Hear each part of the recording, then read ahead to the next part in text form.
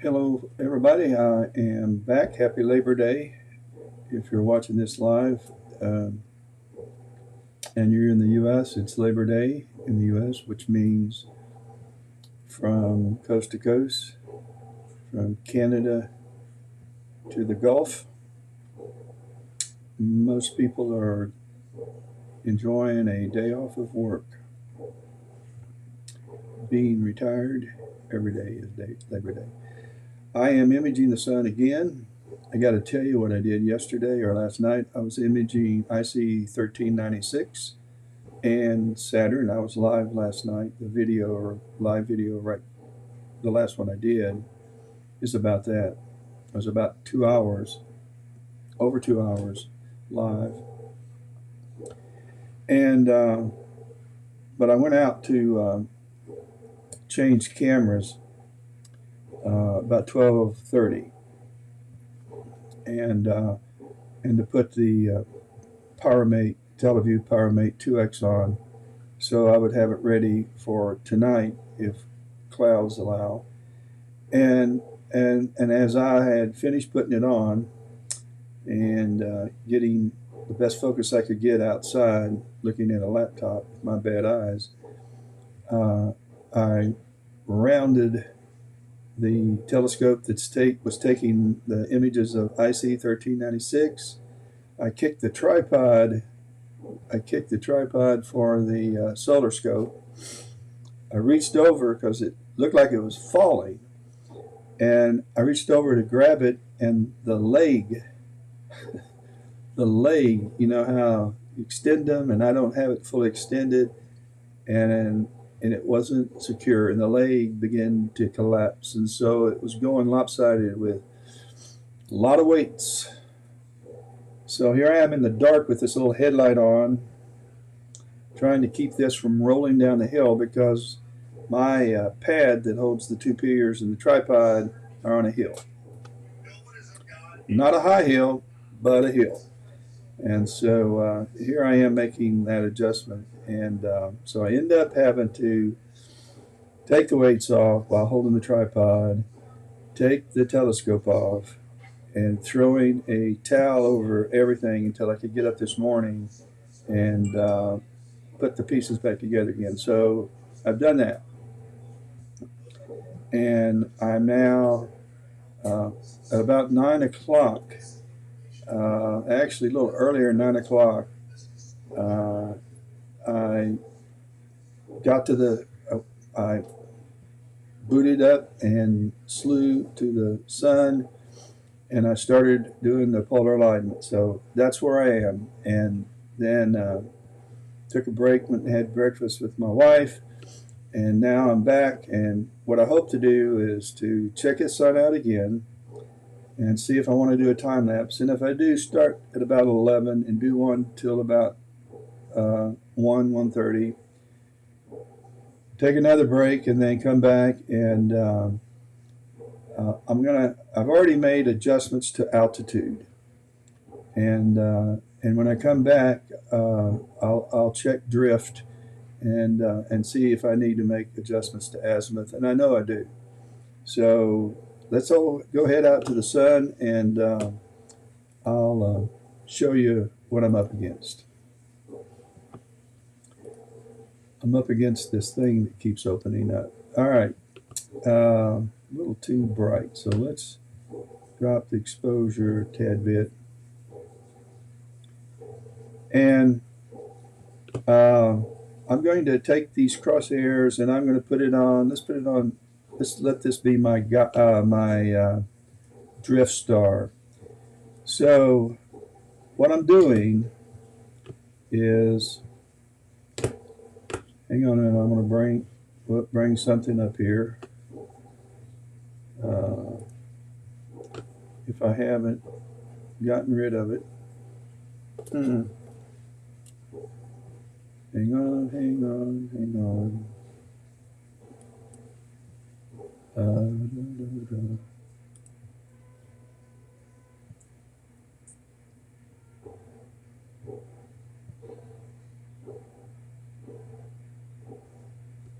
I must be.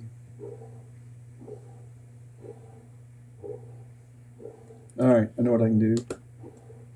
Get it down here somewhere. So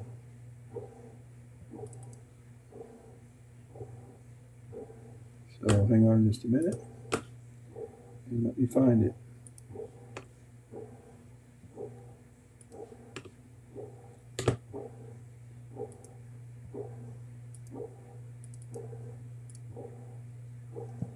Well,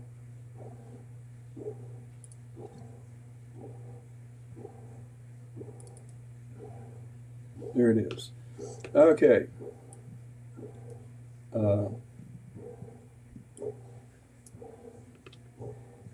So I'm looking at the eastern sky, and when I started out this morning, my star was drifting. Well, first, let me show you what I did when I got started. I have a solar finder that's mounted to my Losmandy rail that the telescope sits on. And that's how I use the hand controller when I'm outside. And after I slew to the sun for the first time, I use that to center the sun. And so once I have it centered, I check the laptop to see if the sun is in the image. And so then once I have the sun centered in the image, when I do this for the very first time, there's a good chance that the sun, let me back up. I need to delete this and make a blooper movie. All right. I've knocked the mount down. I've had to put everything back up together again. I've pointed it north. I've leveled the telescope. I've pointed it north. I tell you what, I did use a piece of wood and my iPhone, and that worked great. A person online, when I was solar imaging, suggested that because the iPhone compass doesn't work really good if you put it on metal. But I put it on wood, put the wood on the metal, and that's what I did. So I did the best I could to polar align by just pointing, using the compass to point to 360 degrees, 0 degrees, and after having leveled the mount again. If you're just joining, I knocked my mount over and about knocked everything down the hill last night in the dark. So I had to put everything back together again. Then I used my planetarium software to slew to the sun. And guess what? When I looked at my little solar finder on the telescope, it wasn't there. So rather than use my hand controller, and that's where I screwed up a while ago, rather than use my hand controller, I took my Alt-Az and my altitude, and I made adjustments until I had the sun back in that little solar finder. So that's the first move that I made towards getting a better polar alignment. I used my Alt-Az adjustments to center the sun in my little solar finder, that little old tiny thing that fits on my Losmandy rail. And so now that I had the sun in the image, I went ahead and I parked the mount. And after parking the mount, I looked to see if my indexes lined up so that I was in the parked alignment, and it should, and it did. And I thought, okay, I'm good. So I recycled, started back up, and this time when I slew to the sun was in the center. But I'm far from polar aligned. So then I went back to the sun. Let's do that now. Where is the sun? Where is the sun? Okay. So I went back to the sun, and I put my crosshairs, I zoomed in, I put my crosshairs on a sunspot. And this was the sunspot that I've been using. and it went down. So the star set, it went down, which told me that I needed to make an adjustment. And so what I did, since I'm in the east, I'm looking at the sun in the east, 9 o'clock in the morning, and so when the star drifts south, which is what it did, I had to raise the altitude. Now, here's what I did. Um, I tried to explain this the other day, but you forget steps because it was a long time since I did the polar alignment. So, hey, space stuff, welcome back. But at any rate, um, I went to the lost my train of thought. Uh, oh, I went to the back to the sun after I made my first adjustment. I watched to see what was going on, and it drifted. No, it drifted up. So I made my adjustment so that it would be about halfway. I didn't make my adjustment so it returned back to the crosshairs. I made it so that it would be about halfway. And then I put my crosshairs back on and I watched it again for another 10 minutes. And after having done that, it drifted a little bit. I made a very minor adjustment and I just left it. So I'm not going up and down. Now what I'm doing is I'm going east and west. And I can't make that adjustment really well until I get to the meridian. And when I get to the meridian, you can see that I'm starting to drift to, the star's going to drift to the left. So when sometime around 1 o'clock, and it's got a bad drift, so my azimuth, my azimuth adjustments need to be made. So I got a little bit of, it's moving up just a little bit, but I'm not probably going to fool with that anymore. I don't know if I can get it much better.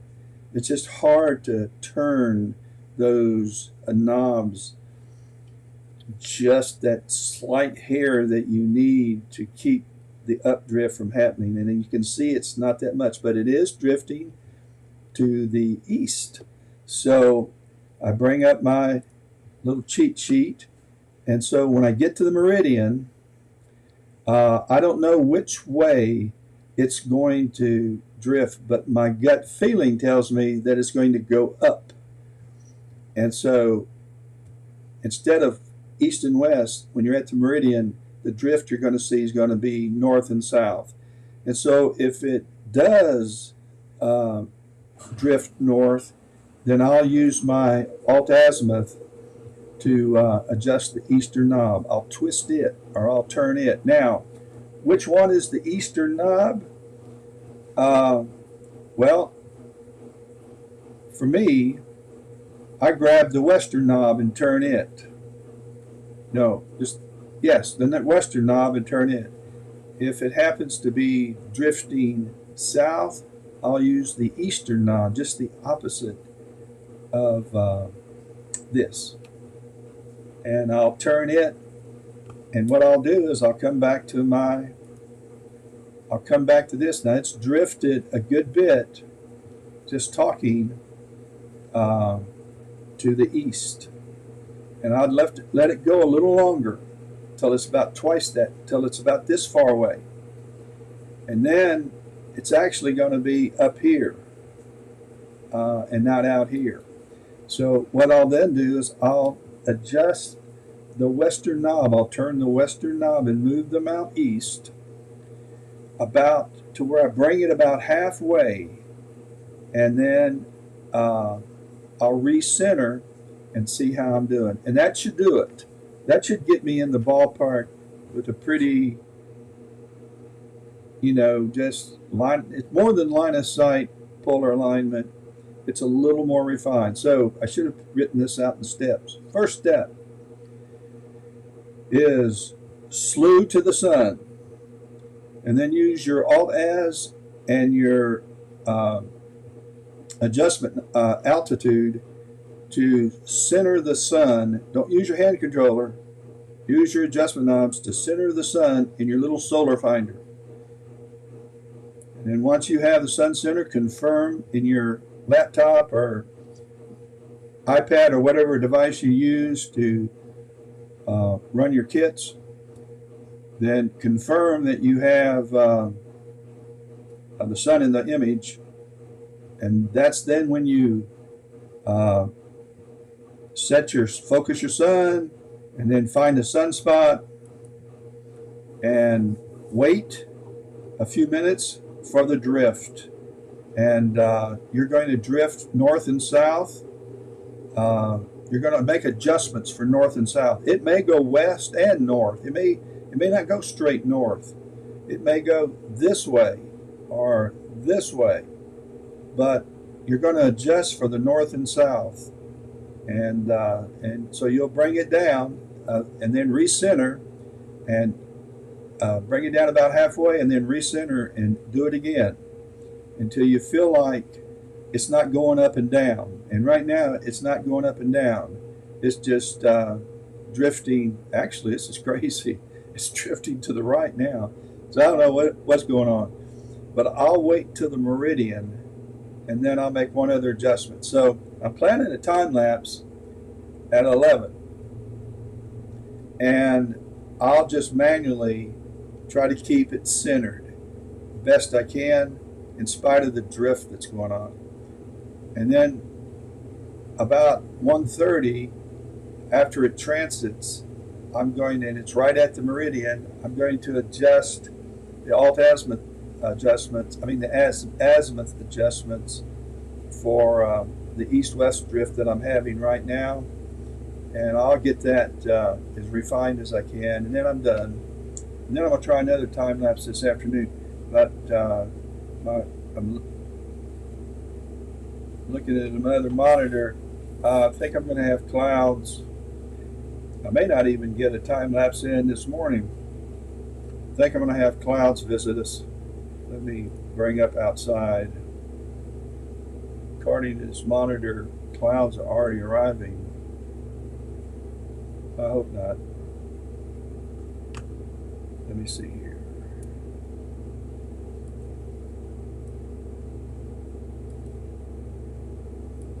Nope. Nope. Nope, not here. There's the sun. All right, so far so good. And see, the problem I have early morning is that the sun is right over my house, and my house just it's at that angle, and it's getting heat and just putting that heat right back up in the sky. Besides the sun, the air here is so turbulent because of the heat that I don't care how good the scene is for the rest of the people in Spartanburg. Over my house, the scene is not good. So I got to wait till it gets higher in the sky, and I probably should wait till it's higher in the sky before I do really any focusing, because it's hard to focus. Yeah, I was last night I was rounding this telescope, the center telescope, and you can see how close they are. And I caught my leg. Actually, I caught my leg on. I got this 360 Telegizmo 360 kind of laying over this leg, and underneath it is a battery supplied. It's where I provide my battery power for my two quirks that are mounted on the Scout and on the Quirk chromosphere and on the Solar Scout. So it's hidden down there, as well as the power adapter is hidden down there. I try to keep it out of the sun. By the way, this is what I call a poor man's observatory. My HOA would not allow outbuildings. So I don't guess this is an outbuilding, but I've had this for 5 years.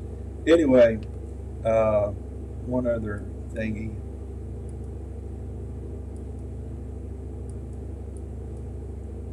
We'll go over here and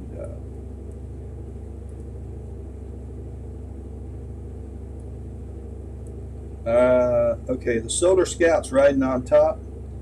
and it has a 1600 ASI 1600 on it, and below that is the Astrotech 65 EDQ. And then I was telling you I can't put the Polemaster on because I have these counterweights up here on the Los Mandy bar, so it just doesn't fit without taking those off. And then if I take those off, I have torque. And as soon as I put them back on, I don't have torque, but that torque would screw up a polar alignment. So I can't take them off and then put the Polemaster on because and polar align, because although I would be polar aligned then, as soon as I put these weights back on, the torque is gone and my polar alignment's haywire. So it's just not an option. I could figure it out, I guess. I don't know. Put an extension, buy a longer rail. I don't know. But it's what I got, and so I just do my manual polar alignment. Let me check messages here. Hey, Corn, back at you, my friend. Good morning to you, too. Space stuff, a mistake I've made a couple of times when I was. Oh, I know. That's basics. Don't bump them out. And I did not just bumped it. I like to fell down the hill. I lost my balance, and I was reaching for it for support. So my weight, and I'm 220 pounds, so my weight pushed that. It was pretty secure, because when I tried to extend it, I couldn't pull it out. I mean, but I'm lucky I didn't lose the whole thing, because it would have, the hill's steep enough. It's not that it goes straight up, but it's close. And I have steps leading up to it. They're pretty steep. So it would have been it would have flipped all the way down to the bottom of the hill, which is about a story high. It's about 1 story high. Anyway, so I'm alive, and it looks like I'm going to be okay. I'm going to have to turn off that outside camera, though, because the katydids are as loud as I am. And I just saw where my sound's off. I guess I have sound. All right, let's go back up. Let's see. I forgot. I think we were on this star, and if we did, we got drift to the right now, not the left, and we've gone down a little bit. So part of that is that I am now moving towards the meridian, and so I'm in a position. I was more than 20 degrees away from it when I first did this, and now I'm getting closer to the meridian, and I got to wait till I get to the meridian to make my adjustments, because it just won't be the same. So do your first adjustment as early as you can in the morning, or as soon as you can after transit, and then wait till it gets as far as you can, 20 degrees or more. More is better, to make your other adjustment. So if you can make it as soon as you can see the sun, and make your altitude adjustment then, and then wait till you get right to the meridian, or as soon as it flips, and make your other adjustment then, you have a better chance of getting a spot-on alignment, or pretty close. And then if you're inclined, when you're out at night, look through the polar scope and see where Polaris is. And I'm going to guess you're pretty close to it. I just can't.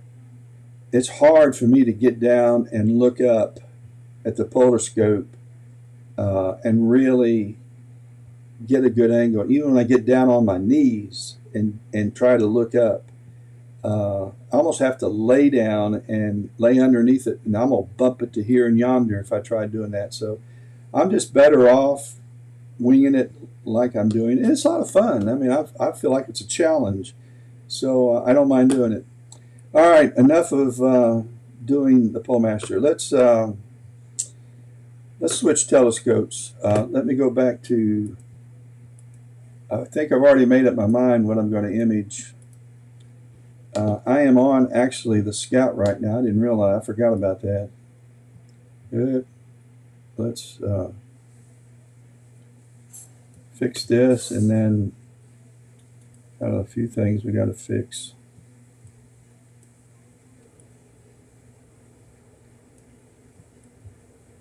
I'm not in focus, by the way.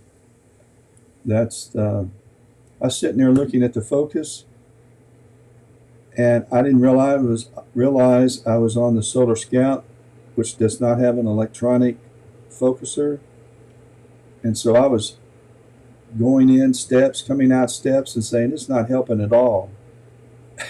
I wasn't, and I was actually making uh, these. I was actually making these adjustments to the other telescope, so I'll be way out of focus when I get there. All right, let's go.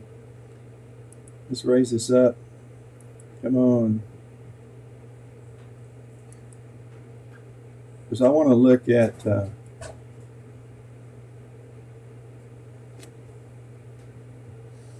Also, you can notice this when you're early in the morning, when you first start imaging the sun. If you get a chance to do that, when you move your virtual hand controller or your hand controller north or south, watch how the sun moves, because it won't move. It won't move the same way it does as it moves towards transit or gets close to transit. There'll be an angle change. And I don't know the physics behind it. I just know it does it. And there's so much I don't know about this. More I don't know than do. I'm one of those learn by mistakes people and YouTube. How thankful I am for YouTube. My goodness. All the people that have put up videos. When I first started in 2009, Harry Page was the only place I could go to get help for the questions I had. I didn't know we had a Roper Mountain Astronomy in Greenville, but they weren't doing imaging. They were visual, to my best, because they're only now just getting into the astrophotography part. But it was a struggle trying to figure out how. In fact, I didn't know which end of the telescope to look out of when I kind of started all of this. But let's overexpose.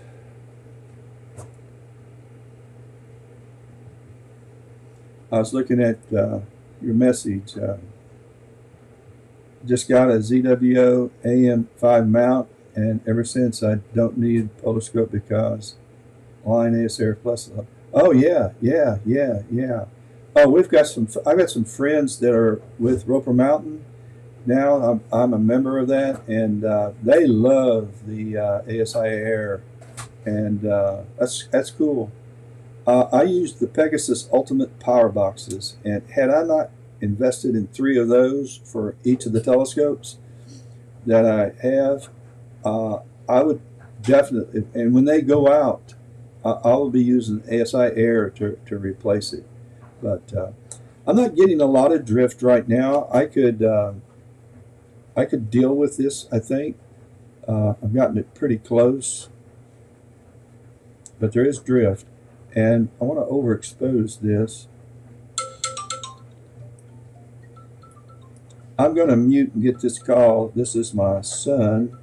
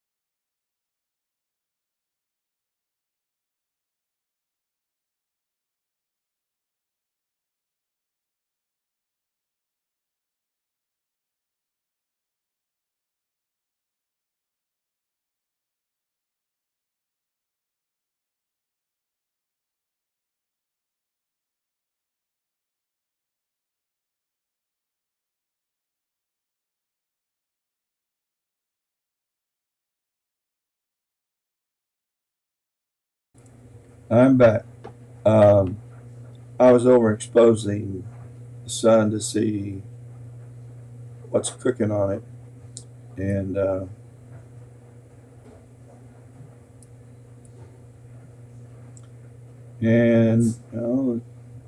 there are some issues. There are some flaring and some spiculas, but this doesn't really give me the best uh, flare uh, reveal. It's so-so. So what I'm going to do is I'm going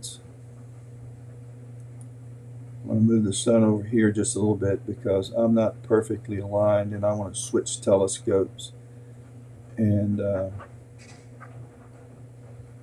which is going to be big time out of that should work. And let's go to this other one.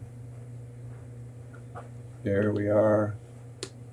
And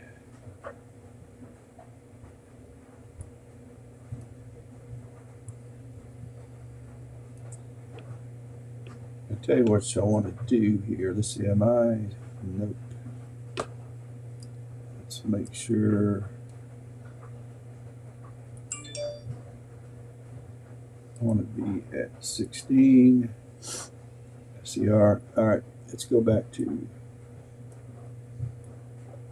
wrong way.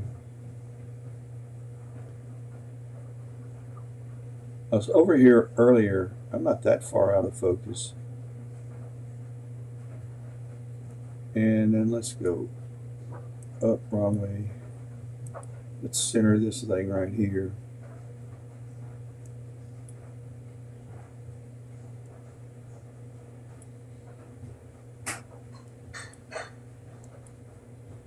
I hadn't hit the right direction yet.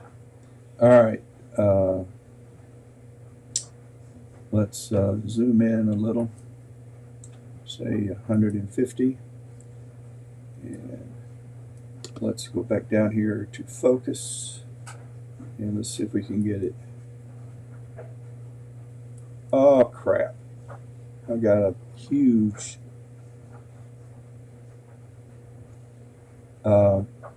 this isn't dust. This is something on the camera sensor, probably the protective glass. What I have found out is when I get something this defined, as opposed to a smudgy looking dust spot, this is dirt dust that's actually gotten on the glass of the camera. It could be on the sensor, and it could be on, I think it's on the protective glass over the sensor, but this is new from yesterday. I didn't have this. These are flats I took yesterday, so I'm going to have to take flats again. Doo-doo. All right, let's see if we can get focus better. Let's go out. That's a little better.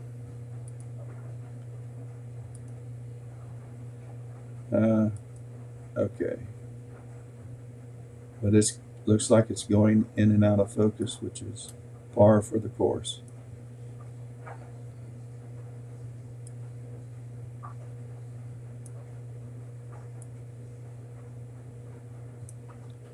And let's see here, go in another 10 steps. Another 10 steps. Another 10 steps.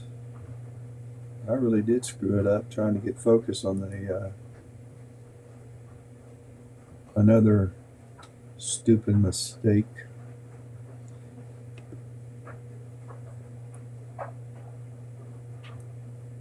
These are some pretty hot areas right here. I have them hotter than they actually are by the way I have adjusted the histogram. But they're brighter for a reason. That's because they're flaring.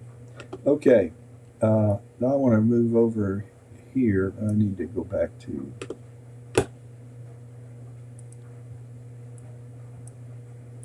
the full. And then wrong way again. Ooh, goodness. Look at this filament. Great day. I was thinking how large this, wow, that's a biggie, huge filament. My goodness. I'll bet that's launching flares. Okay, this isn't dirt. That's not dirt. Oh, here's the dust spot right here. It ain't moving. It's staying right, and it's right in the center. Okay, we're going to have to figure out how to flat that out. The flats that I take with sharp cap don't always get that out. The flats that I take using auto stack are using sharp cap and auto stacker usually do. All right, now let's overexpose this because I'm thinking that's where this flare is. Yeah. Let's just bump the gain up. Yeah, there it is. So I could frame, I wonder if I could get the filament now. If I get the filament, I'm going to be too close to the edge. All right, well, let's continue to, we've got 15 minutes before I decide to start this time lapse. So I got to take flats too, and that's going to take me a little time. Let's move on around and see.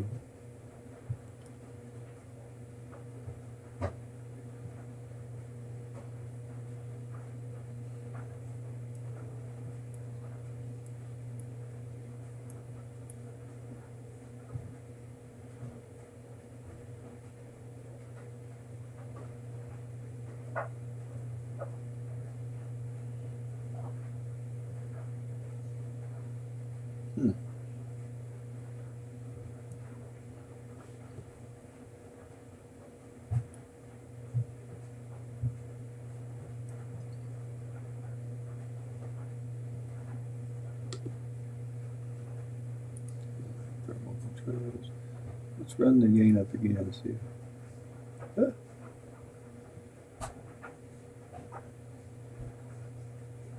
Well,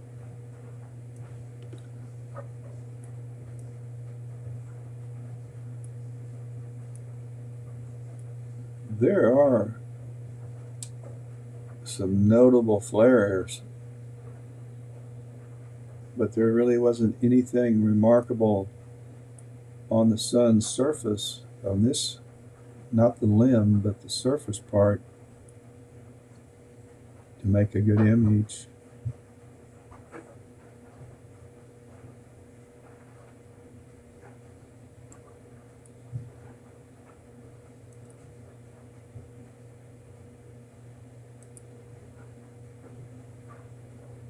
I'm going to change this to 8 times sidereal so we don't have to wait on this mount to make up its mind.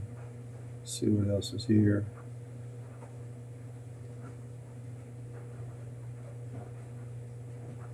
Okay, so. Now let's go back. Let's change this gain to zip. And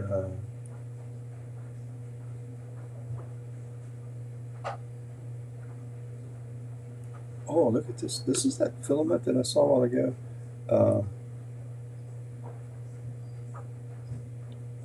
I think it is.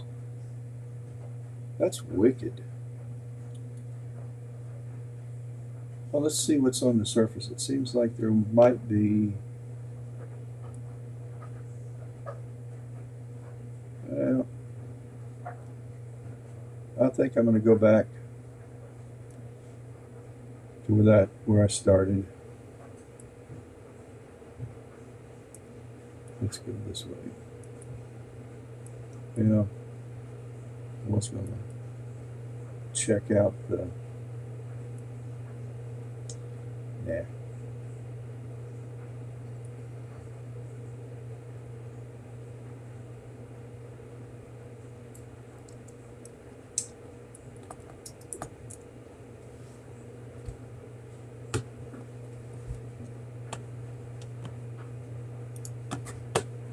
Hang on a second.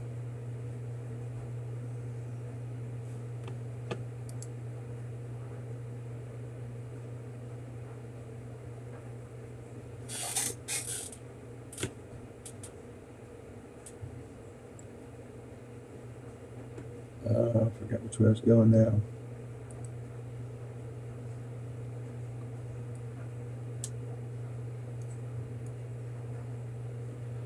I got to get rid of the dust now, so let's do it some flats.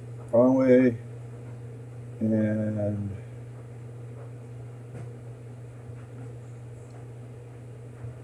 let's stop about right there. And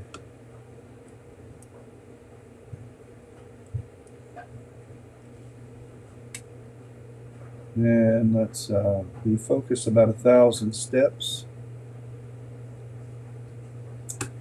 Let me bring up my histogram, and I want to adjust the histogram so that I'm somewhere around. Let me also reset this and about the center there. All right, let's go up to capture flat, and the histogram status gives me an OK. Let's take 500. Don't need that many, and let's start. By the way, if you are wondering why I'm imaging with a gain of 0,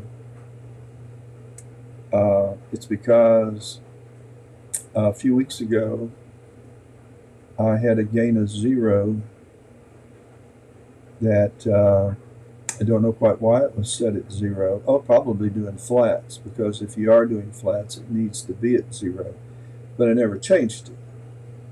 And I went back and started doing some imaging, and I noticed I had to raise my exposure more than I usually do, because I'm usually around 9, 10, 11, 12 milliseconds, just depending on where the sun is in the sky and if there's any haze in the sky.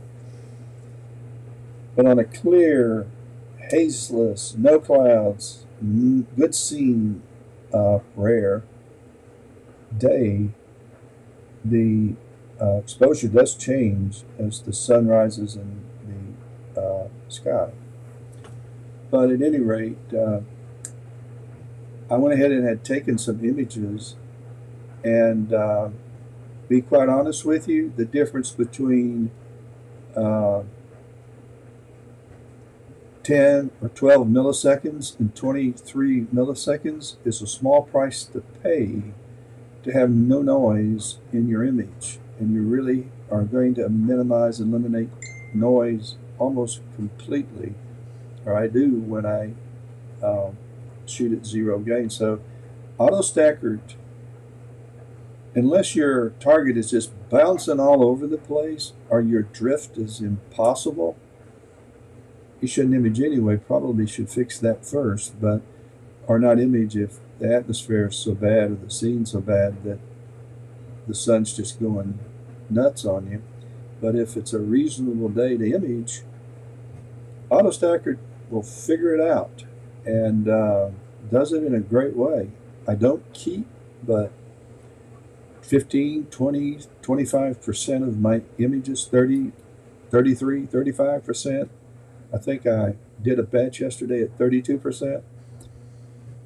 But I don't keep all that many of the 500 or 1,000 that I take. And it does a gracious plenty of getting it all sorted out. So I'm now shooting at 0 gain. Now that's not the case with planetary. I was imaging Saturn last night. I think my gain was 280 and maybe 290. I don't remember, but I don't mind raising the gain on Saturn. I hate to. I wish I didn't have to, but I did. I did switch cameras. That's what caused me to knock the tripod down. I did switch cameras, though. I put the Player 1 Uranus and took off the ASI 224, and so that gain goes up to 300 or 400, and it's the equivalent of about 400 gain on the player ones, the equivalent of about 200 gain on the ASI 224. Yeah, player one's is a beast of a little planetary camera. All right, it has.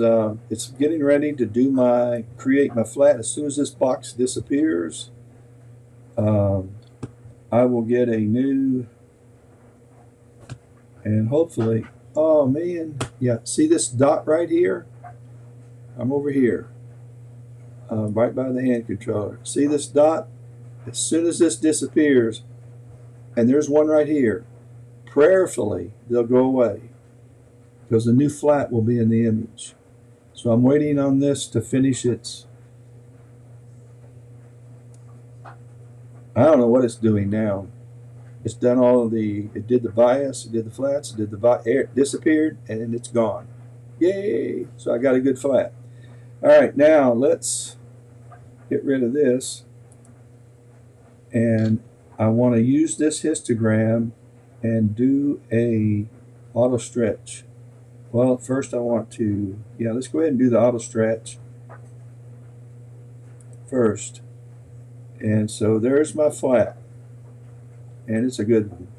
There, I do have this vignetting over here, so yay, did it. So now when I go back to focus, you get this real gritty looking image that really helps you to refine your focus if you haven't already focused. My goodness. If you're watching this on a computer, make sure you change the settings to 1080p.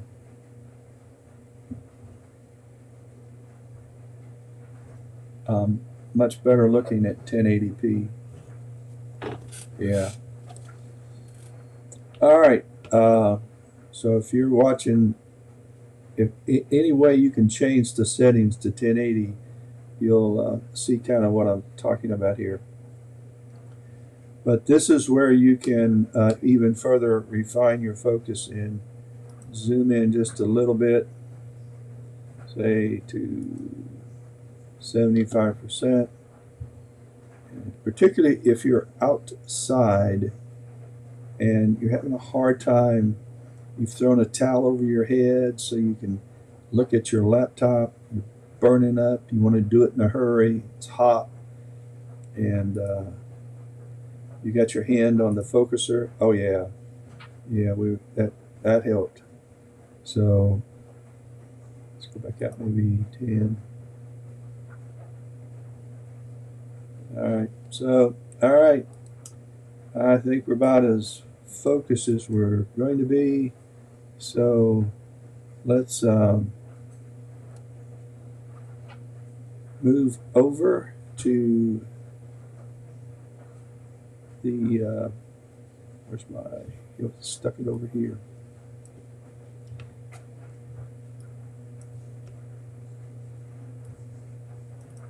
And let's go this way.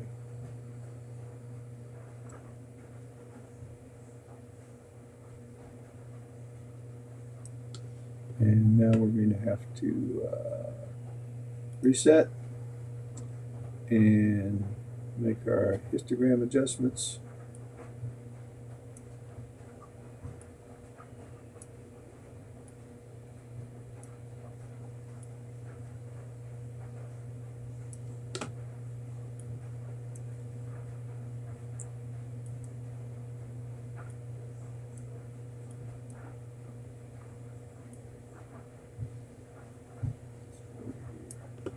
And let's see where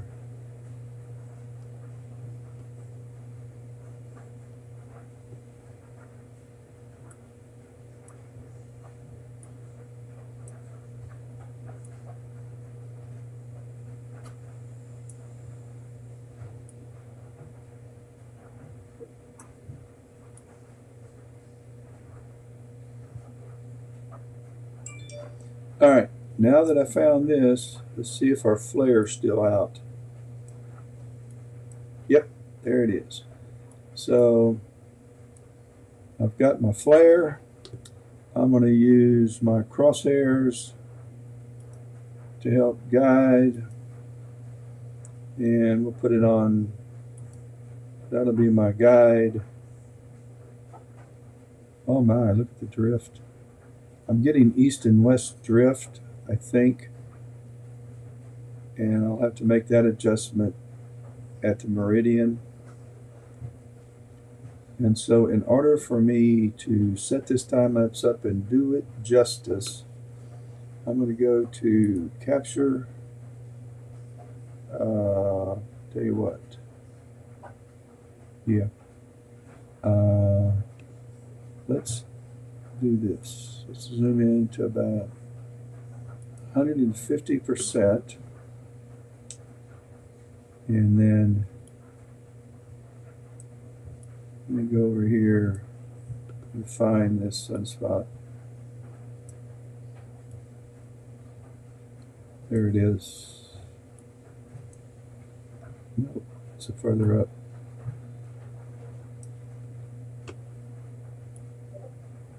There it is. And so, come on, don't die on the internet. Oh, doo-doo.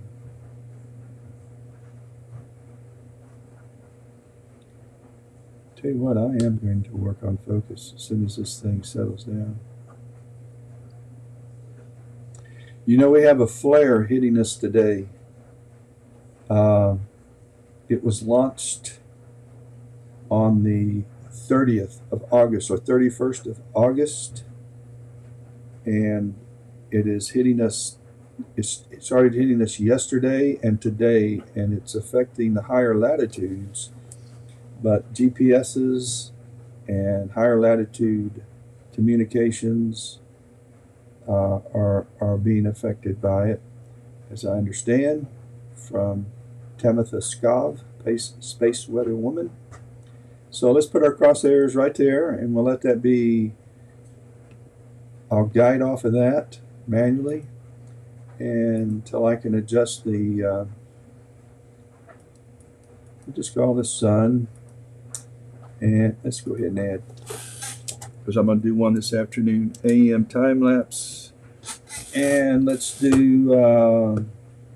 Let's see, we're doing 40 frames a second, so let's do 700 frames. Let's try to get 200 in, and let's wait about 30 seconds between each image. So let's go ahead and fire it up. So we're off and running. So from here on in, folks, it's going to be boring. So I won't be changing. All I'm going to be doing is babysitting this mount, and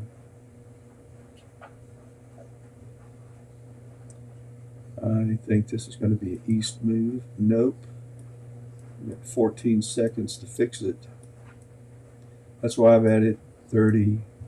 I'm going to cancel it. We're at 199. I got this on 8 times sidereal. I'll never get it. Let's go to sidereal. Okay, now let's see. We got to go west, east, and south. Nope, wrong. North. Nope, I was right the first time. South. Nope. I need to figure this out. All right, so I got it now.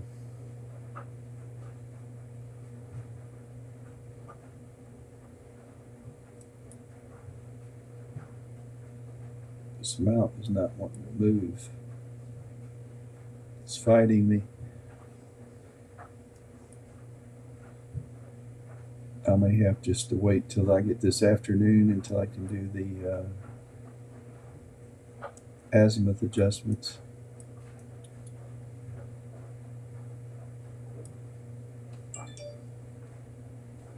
But you don't want to move it a lot. So this is.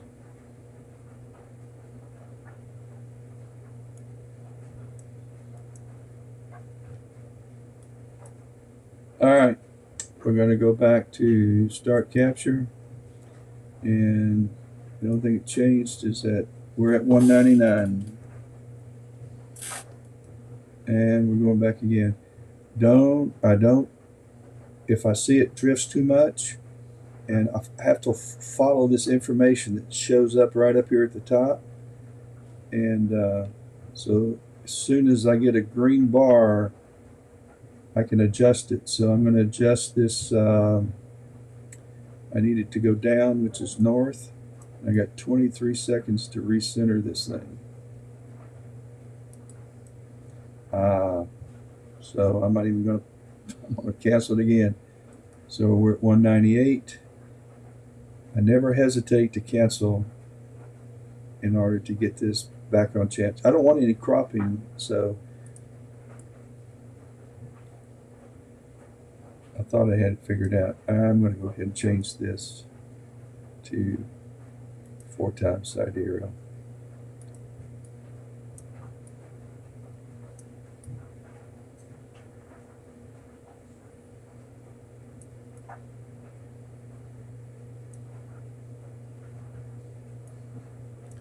You just, once you get these Celestron mounts going, it's hard to stop them.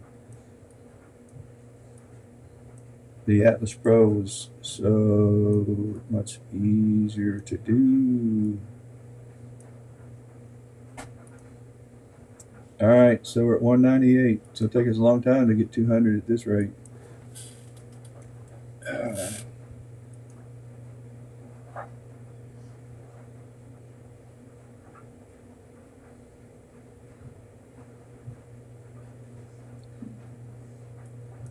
Happy Labor Day to everybody.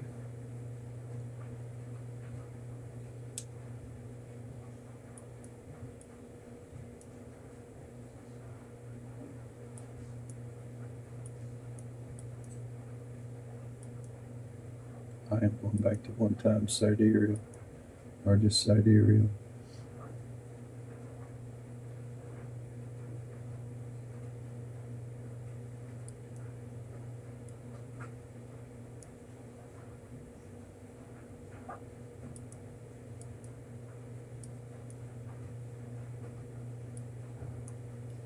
All right, we're off again.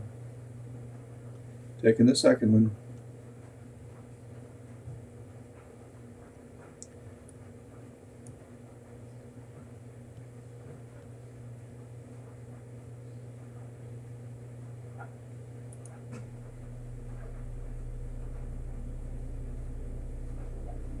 Be cool if some huge flare developed.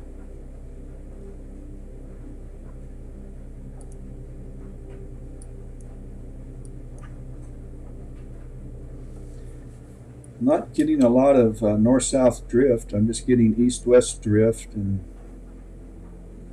that I can fix in, I think.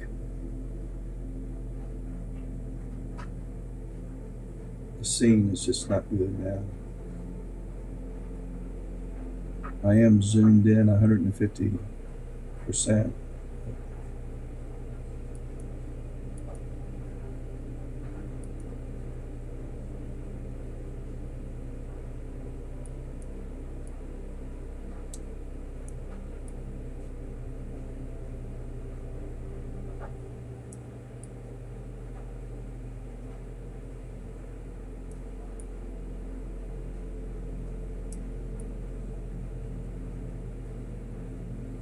My goodness.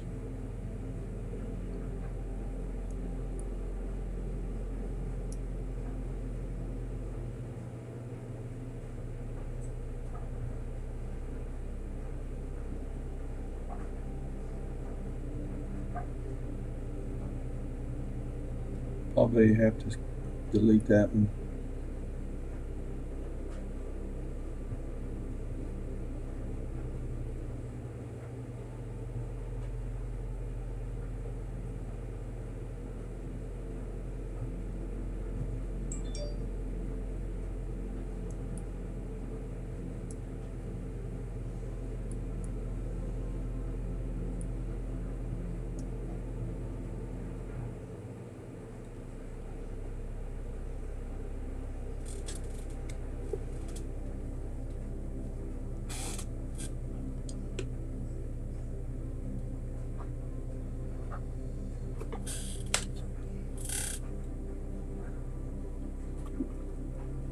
If you're just joining, last night while I was imaging IC 1396 and taking images of Saturn,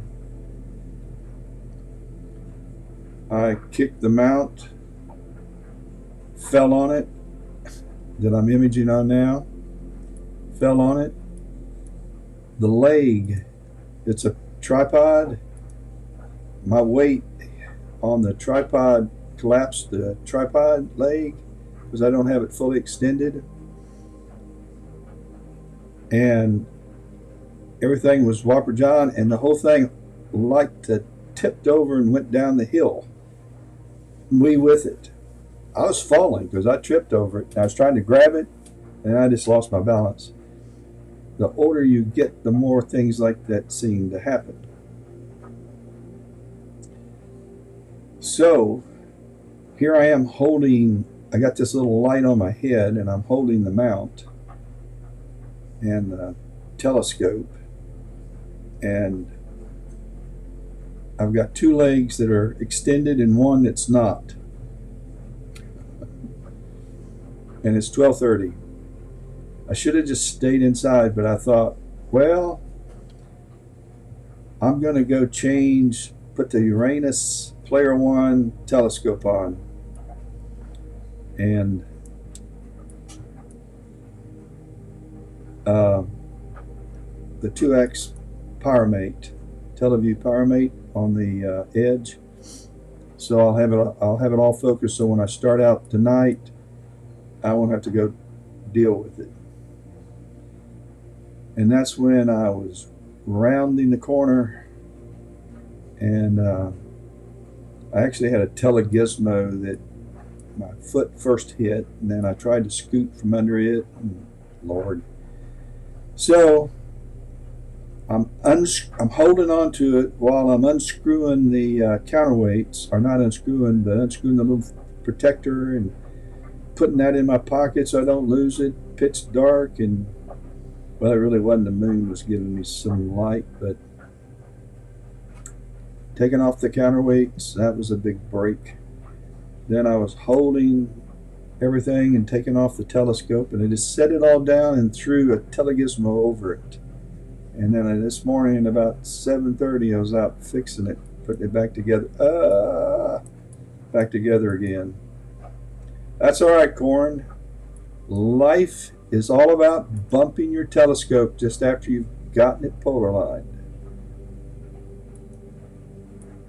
or as good as you can.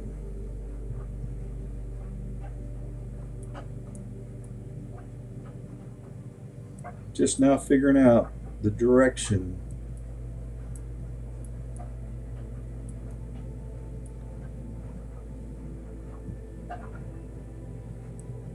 Oh, I wish this thing would flare up here, not just the flares on the rim.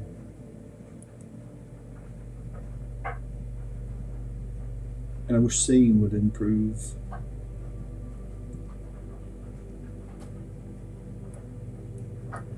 I told my wife she's going to have to stay home all the time, because ain't no sunshine when you're gone. I thought of that in the middle of the night, or this morning sometime in a dream. I even dream astrophotography. Who sang that song? Ain't no sunshine when you're gone, but you're always gone too long. What was his name? I know.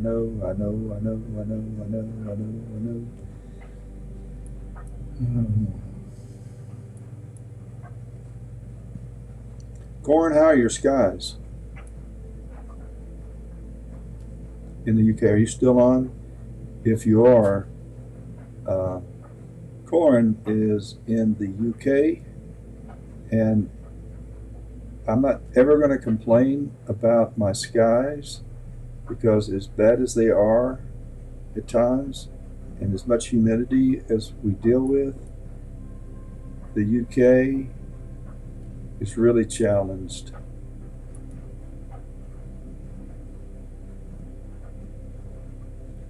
big time.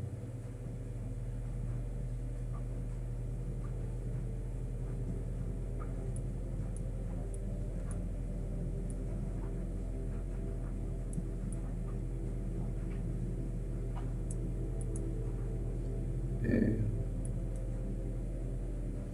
Shouldn't be nudging this while it's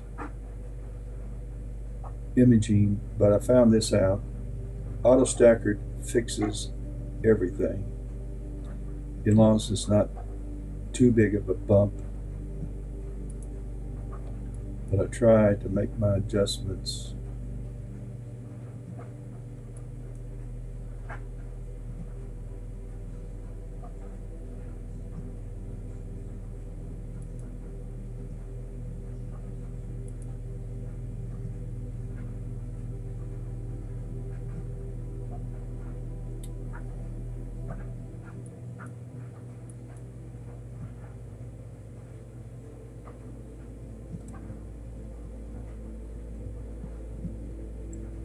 Ah, the old dumbbell nebula. Bill Withers, is that who? Yeah, that's who it is. Yeah, I told Marianne, I said, honey, you can't go anywhere. If I'm planning on imaging, you're going to have to hang around. She said, I'm always here. Ah, keep my fingers crossed for you, Corin.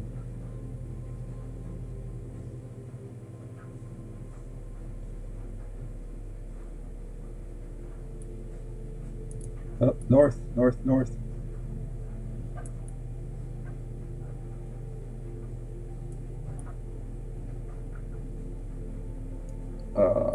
Messed up on that. All right, which one was that? I'm gonna have to delete it. Bill Withers, 184. All right, I'm gonna have to delete that one. So let's go ahead and do it. And while we're on pause, I don't need two of these.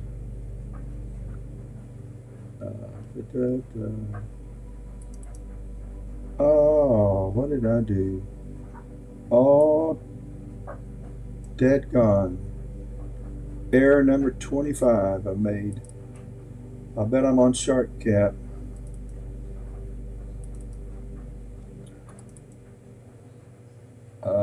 No, please don't tell me.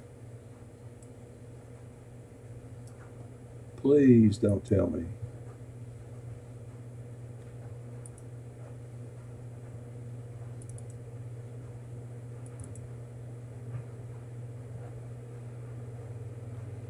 Where?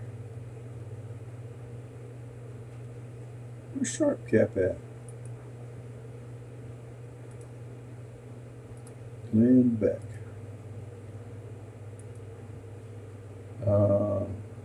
It's 101 degrees out at the mount. It's going to be a hot day. All right, where's sharp cap folder at? Sharp cap. I'll bet you anything I'm saving to my, no?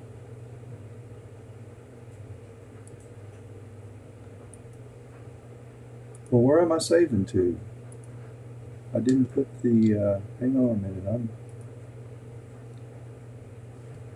Let's file, sharp cap settings, file names. Oh, I'm on two. I never added a new folder for today, so I'm saying that's okay. Sharp cap will fix it. So now we got to delete that image. So let's go up, delete the last image.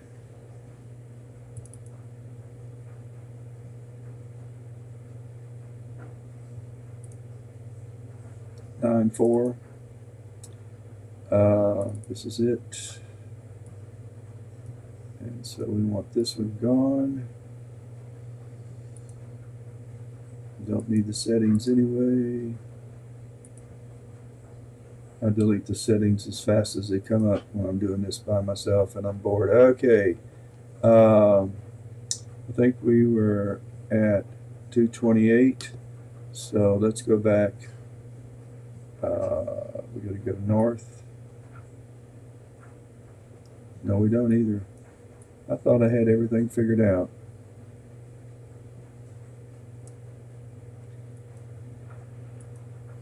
I'll bump it fast now.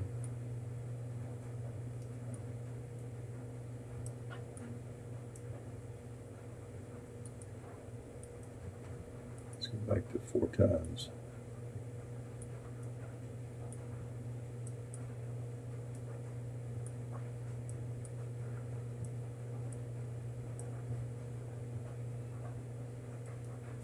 And let's do east just a little bit, and north just a little bit more. All right, let's start our capture again. This time, we haven't done 228. I did, oh, that's right. Let's go back to 188. I'm doing 200. Actually, I don't know what I've done.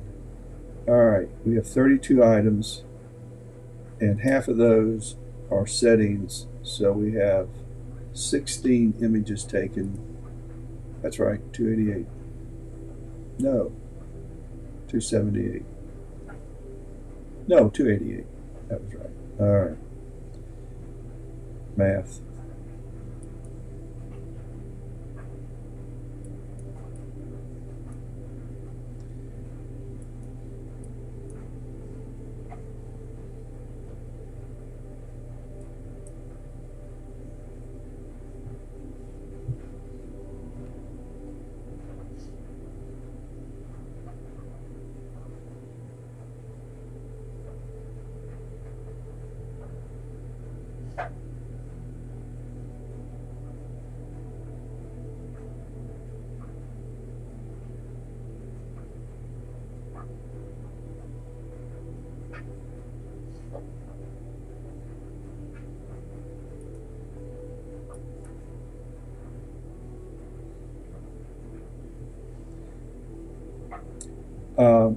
But my north-south drift, even my east-west drift,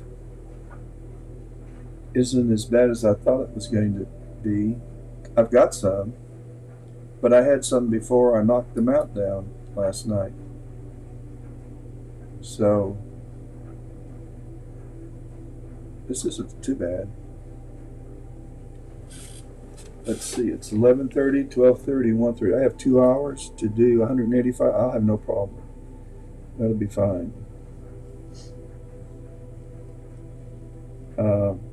If it looks like this image is way overexposed over here on the right, it's not. You can see in the histogram that I'm not overexposed, but I have in order to boost the contrast, I have it's a little better. And let's move this east a little.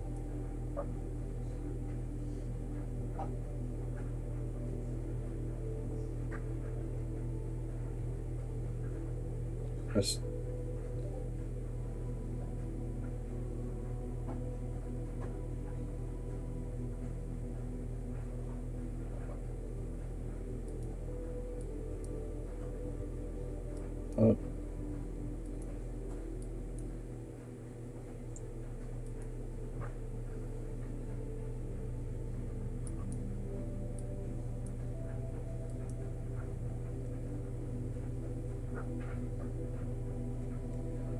it's actually going left, it's going east, it'll go west, it'll go north, it'll go south. I have no idea.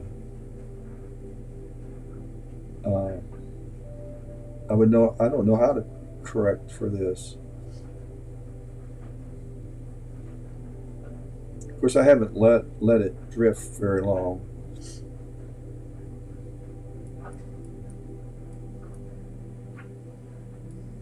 And you need to let it drift without making all its tweaks.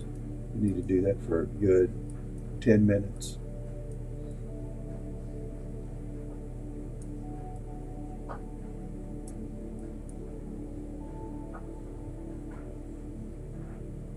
Gosh, I didn't know it was going to be that hot today. Check this out again. Wow. 102 at the mount, and our humidity's, gee, I don't want to go outside.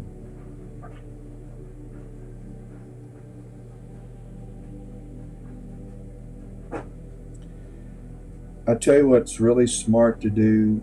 Uh, I'm not really thrilled about this time lapse that I'm doing. I'm just doing it because I love doing them. But if I had a real great frame with some active spots and some flaring going on around it, and then on the limb of the sun, some nice proms that are showing off, then I would make sure that I have my histogram. Well, I'm gonna have to wait till this starts imaging to bring it up, because I found out the hard way, which is how I find out. It's not, corn is not as active as I wish it was on the limb of the sun. There, I have a flare over here. In fact, I'll take a break. As I told you, I'm not thrilled about even processing this time lapse, but what I like to do, so this is not even close to really where I like to expose at about 80%, 85%, and it's right now I'm sitting around 65%. I'm paying attention to this, not where this is. So I would raise the exposure up to, and then I would pay attention to this and adjust my exposure as much as I adjust my manual guiding. And find my star again, because if your exposure changes, my exposure changes on me throughout the time lapse, I get flicker. You can see when you do a time lapse that it gets brighter. The images at the end of your time lapse are brighter than the ones when you started, and you got to run linear fit, or you got to do match total exposure in Lightroom, and it doesn't get it as right as you get it when you're better move this mount north.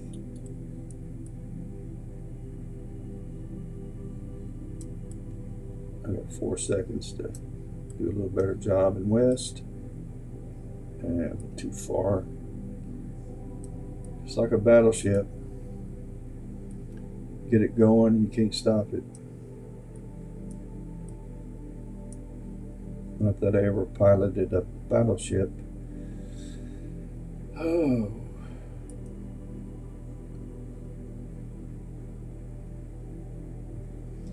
But it's on 65. I'm going to leave it on 65. If you'll notice, throughout the course of the morning, it's getting kind of late, and we are getting towards transit. No, we're not. 2 hours away.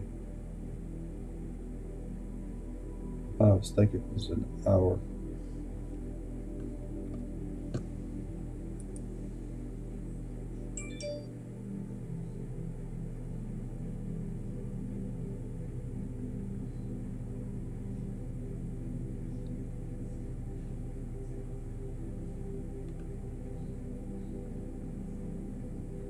This is holding pretty firm here, though. But I've started out where I was maybe at 23 milliseconds, and I'll end up at 12, 13, 14 milliseconds.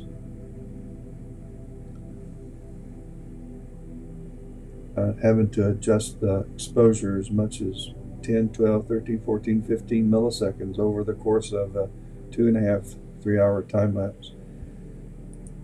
East and west is my biggest problem right now, not north and south. It's gone up to 66%. And it'll get brighter the higher in the sky it gets.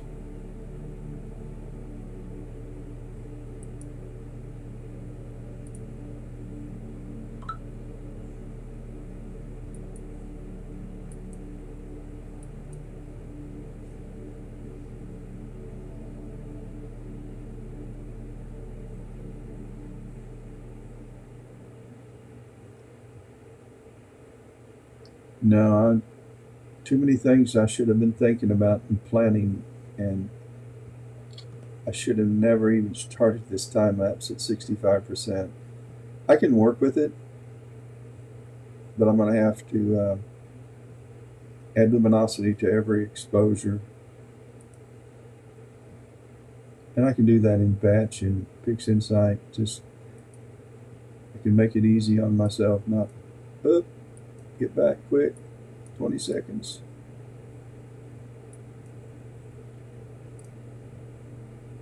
Okay.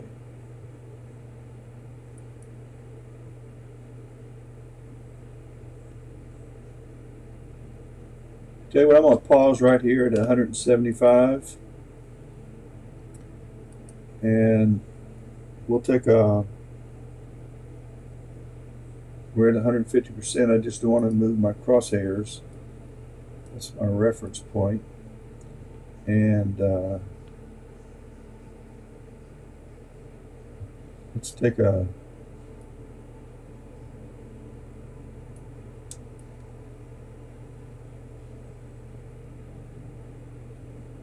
run around the sun. Let's change this back to 8 times sidereal.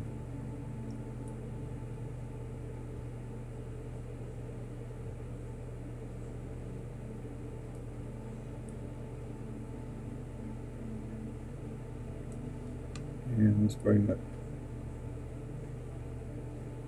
We're just going to have to adjust this.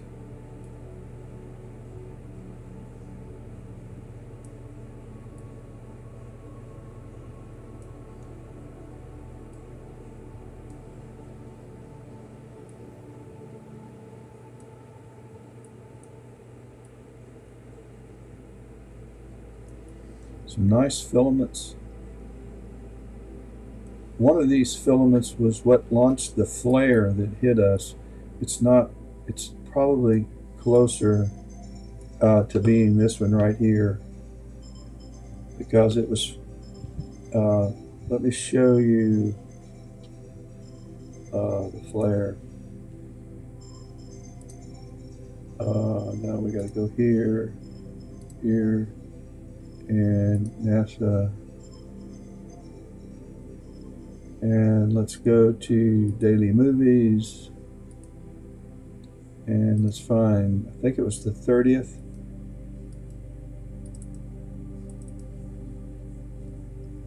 Not of September, of August 30th. And let's submit it. And let's pull up 171, orange, yellowish, orangey. And look about right here. Right here.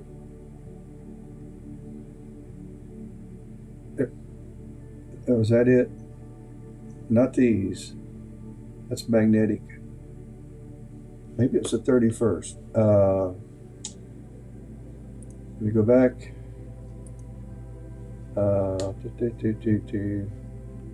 And let's go to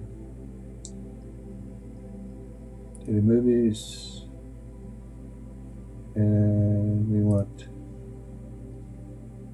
the 31st. I was thinking it was the 30th though. And let's go to 304. It's red. And let's, here it goes. Let's see if it launches. Nope. Well, poobah. Let's go to the 30th again. And let's pull up the red. Try that one. Come on, come on. This is a solar dynamic observatory we're looking at. And see if it flyers off here. Right, there it is. That was it. This flare right here. See this snake running from here, here, here? Watch it. Bang. And this is aimed right at us. There it went. So, bingo. back, make sure we still got a sun. So there's that snake. This is the one that hit us. Crazy. All right, let's get down. You know what? I have messed this time lapse up so bad.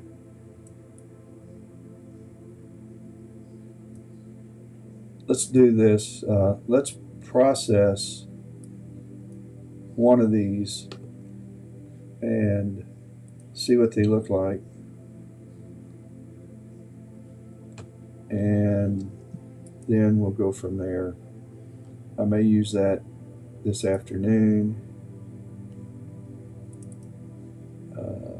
We want to go to, where am I? Ta-da. Let's go to D. Oh, yeah. Nope, nope, nope. And then the fourth.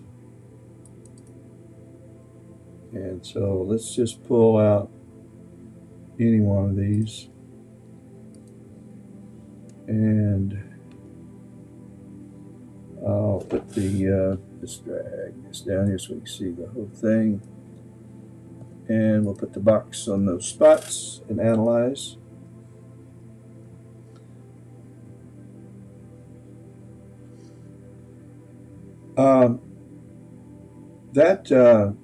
What you were seeing, space stuff, is from the Solar Dynamic Observatory, the SDO. It's a great website. That's not my stuff. This is, if you go to, I'll put the link to this page. I have it kind of, I put it in my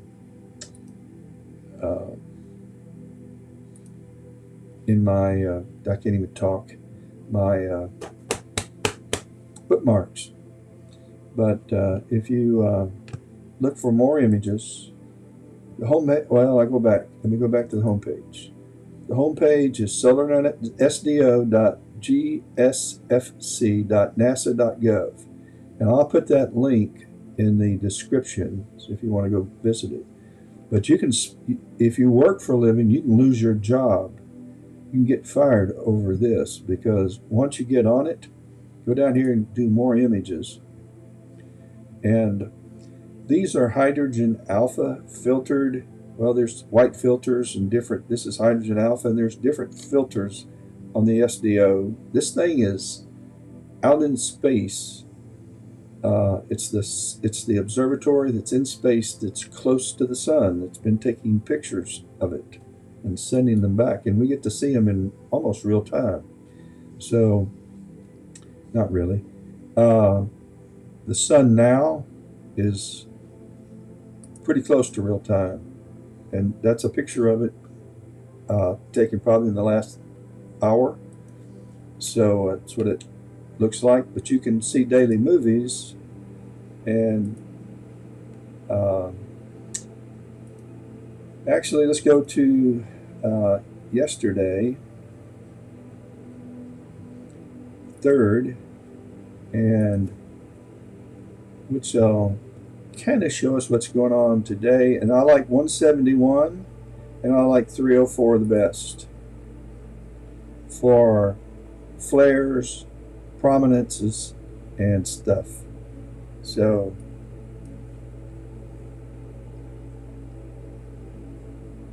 you asked me, Corin, if it's active. I guess you have to say it's always, this is more activity than when you're in the solar minimum. But as far as something for me to image, it isn't as lively as it has been.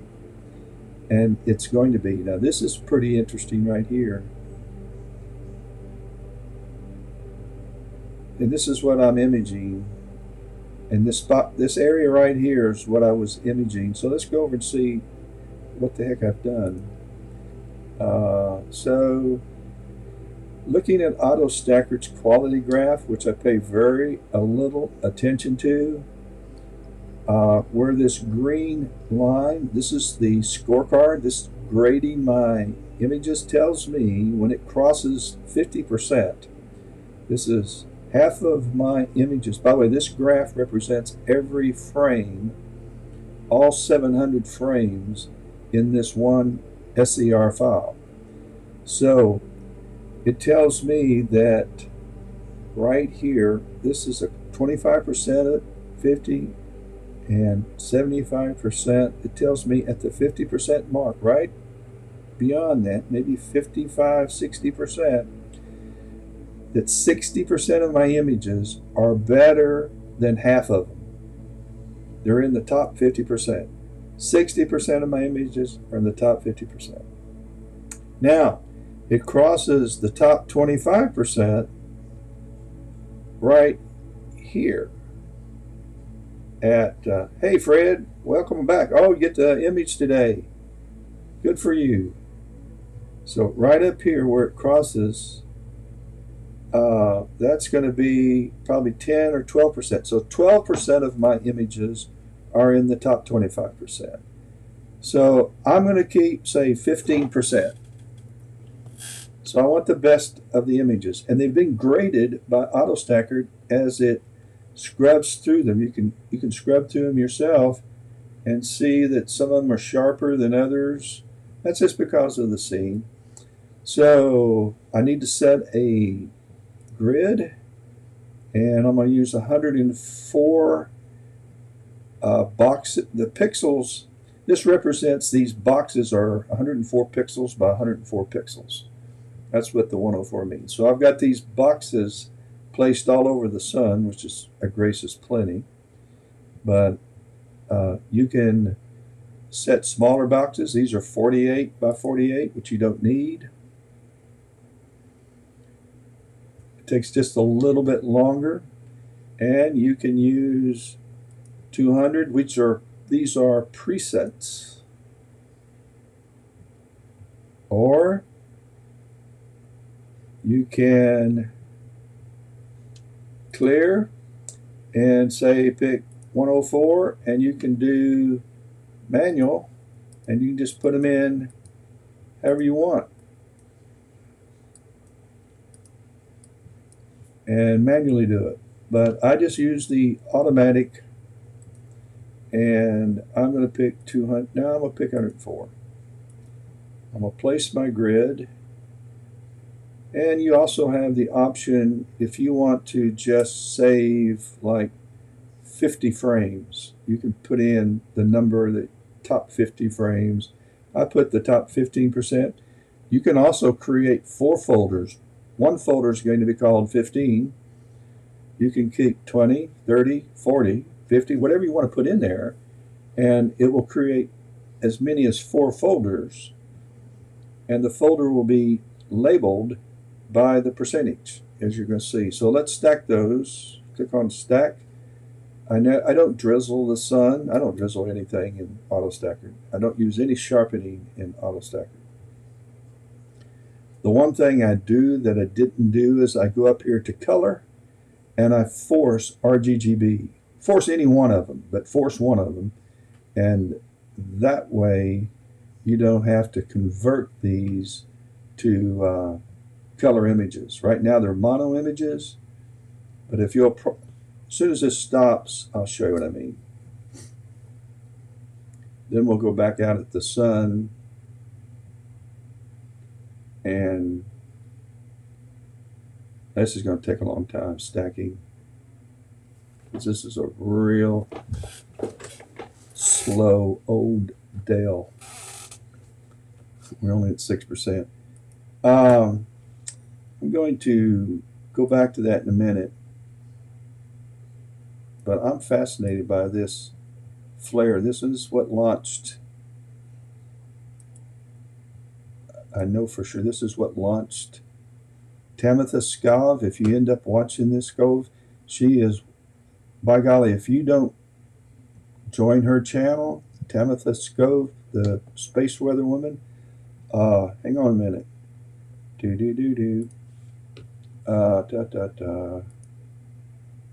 I love music. I'm a banjo player. Hang on, let's just let me find another one. YouTube. I don't want to. Bingo. And then Timothy. Everybody needs to join this channel. I'm a Patreon and I highly recommend it. She will explain. I have no idea what's going on in the sun, but she will explain it so that you understand it. I think I went to another video.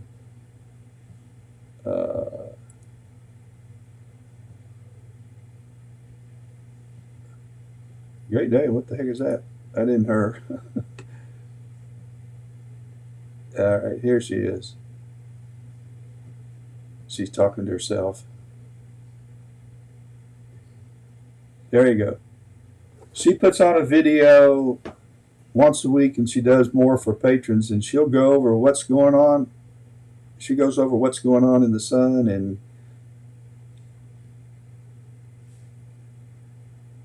I'll put a link.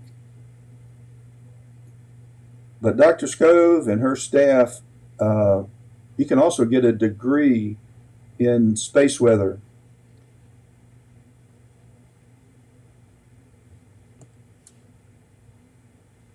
Okay. Anyway, where am I? Let's go back outside. Let me stop this. All right. Oh, crap. I got more. What is this? Pirate hunting. It's interesting, but all right, now we can go back outside.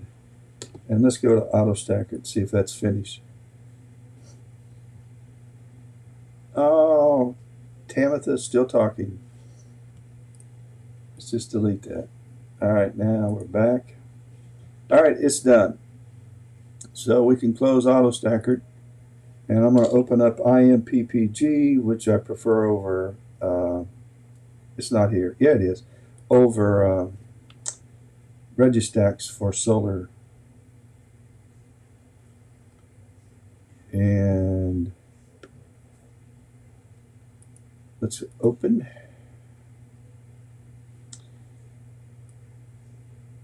And we're going to go down to, and we say 15%. So we have auto stackered percentage is 15. And if you'd saved other, this is going to be dark, by the way. I told you I screwed it up by, you can go up here and make these same settings, but I'm going to make sure that the sun fits in the screen, and I'm going to process everything in one fell swoop. So the first thing I'm going to do is put an anchor point right there and drag this up to reveal my prom, or it isn't a prom, but my whatever it is, solar flare. Yeah, I can't do a time lapse with this.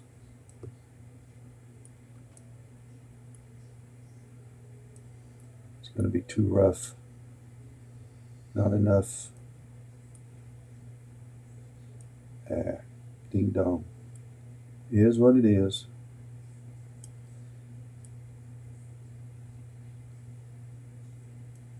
And then I'll raise deconvolution up to about 2.4, 2.5. I usually make all of my other adjustments, sharpening and Pix Insight, and I may bring it up to like 1.4, which isn't very far. But what happens if I fool with this too much, I end up getting this line along the limb that I don't want. But at any rate, I think a time lapse would not show a whole lot going on here, and it would show maybe some activity on the surface. That would be it. I'm glad I got rid of that dirt thing, though, that was here in the flats, so good. Because if you're doing a time lapse and you got any dirt that wasn't flatted out, it just bumps around as you play the movie. All right, not saving this, not doing it. I'm going to just wait till after lunch and start the time lapse. Make sure my skies are still okay before I get so bold as to plan my afternoon. And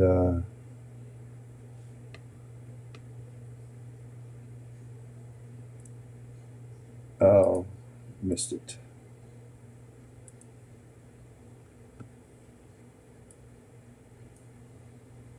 Oh man, still looking good over here.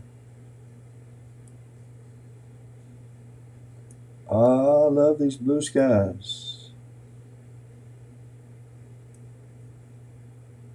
I hope Mimi doesn't have any yard work for me today. It's Labor Day.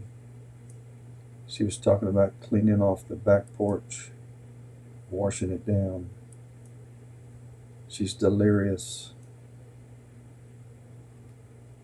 Okay. This is what I was imaging Saturn with last night, and this is what I was imaging IC 1396 with underneath that, underneath this, and this is the solar kit. This is the Scout. We're going to go look through the Scout now, and this is what we're currently looking at. I got this tilt adapter set with too much tilt, uh, and I have it set with too much tilt on both, and it wasn't intentional that I have too much tilt. It was to get rid of the banding, and I got rid of the banding, but unfortunately, when you're looking at uh, images, because of the tilt, you don't have an even luminosity field. It's fine here, just visually, just visually. It's not really what's going on. What's really going on, it's just hard to set the histogram. It's hard to adjust the histogram and have everything exposed correctly. Let me find the histogram. Here we go.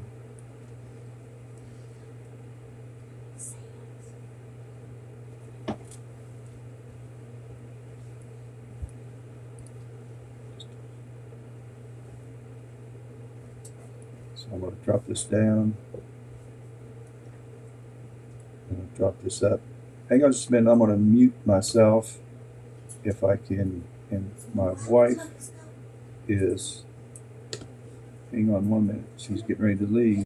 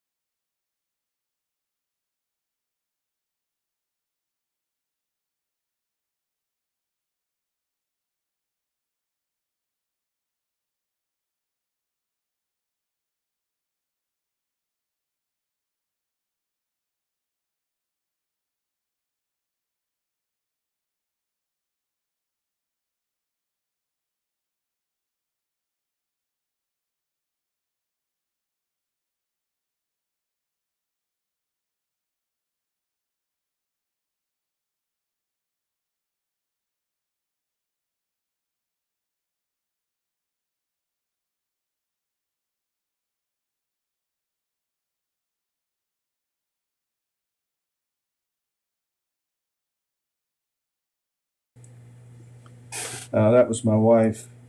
She is, thank you, Corin, on the sound. That's my wife that you saw in our backyard. She's headed to Sam's. This is a great Labor Day. My wife's going to Sam's without me. And I'm going to get it up here. I'm going to get rid of these crosshairs. I'm going to start my time lapse this afternoon.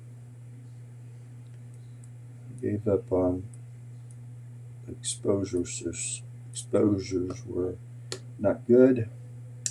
Let's see, no gain. That's right. Let's drop this down.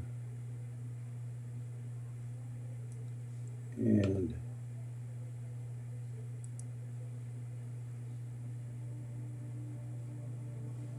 there's the filament. This is properly rotated. This is correct. The Astrotech 6580Q that has the chromosphere attached to it is off. It's rotated around over here. I need to fix that. But I was putting everything back together this morning.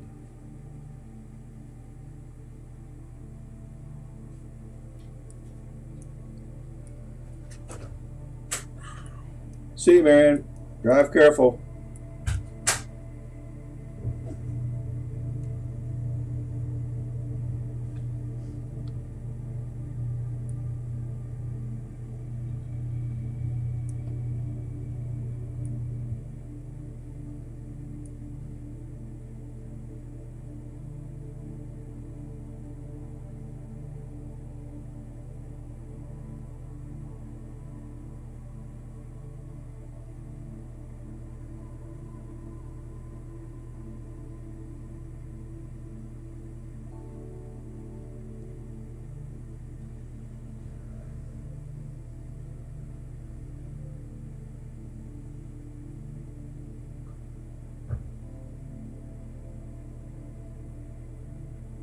If you wonder what, I'm looking at another monitor over here.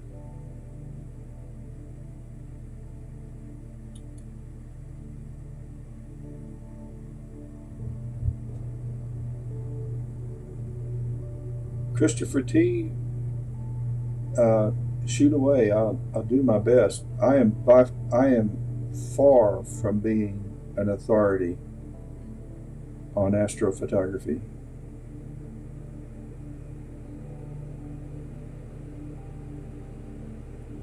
But I'll be happy to answer questions about my setup.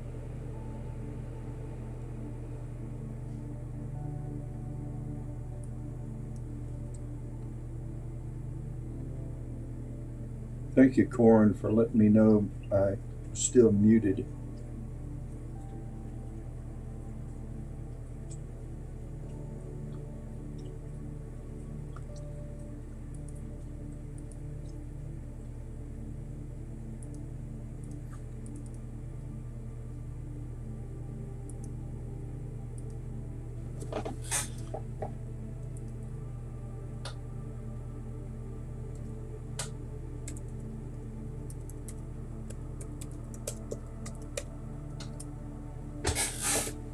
That's my email address. Also, Christopher, if you ever want to send me a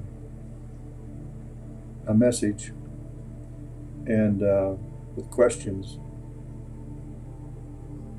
be glad to help.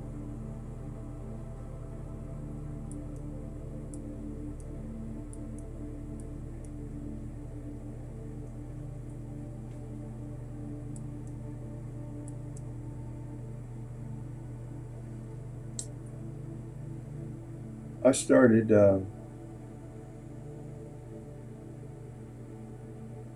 astrophotography in 2009. I'm not positive that was the year, but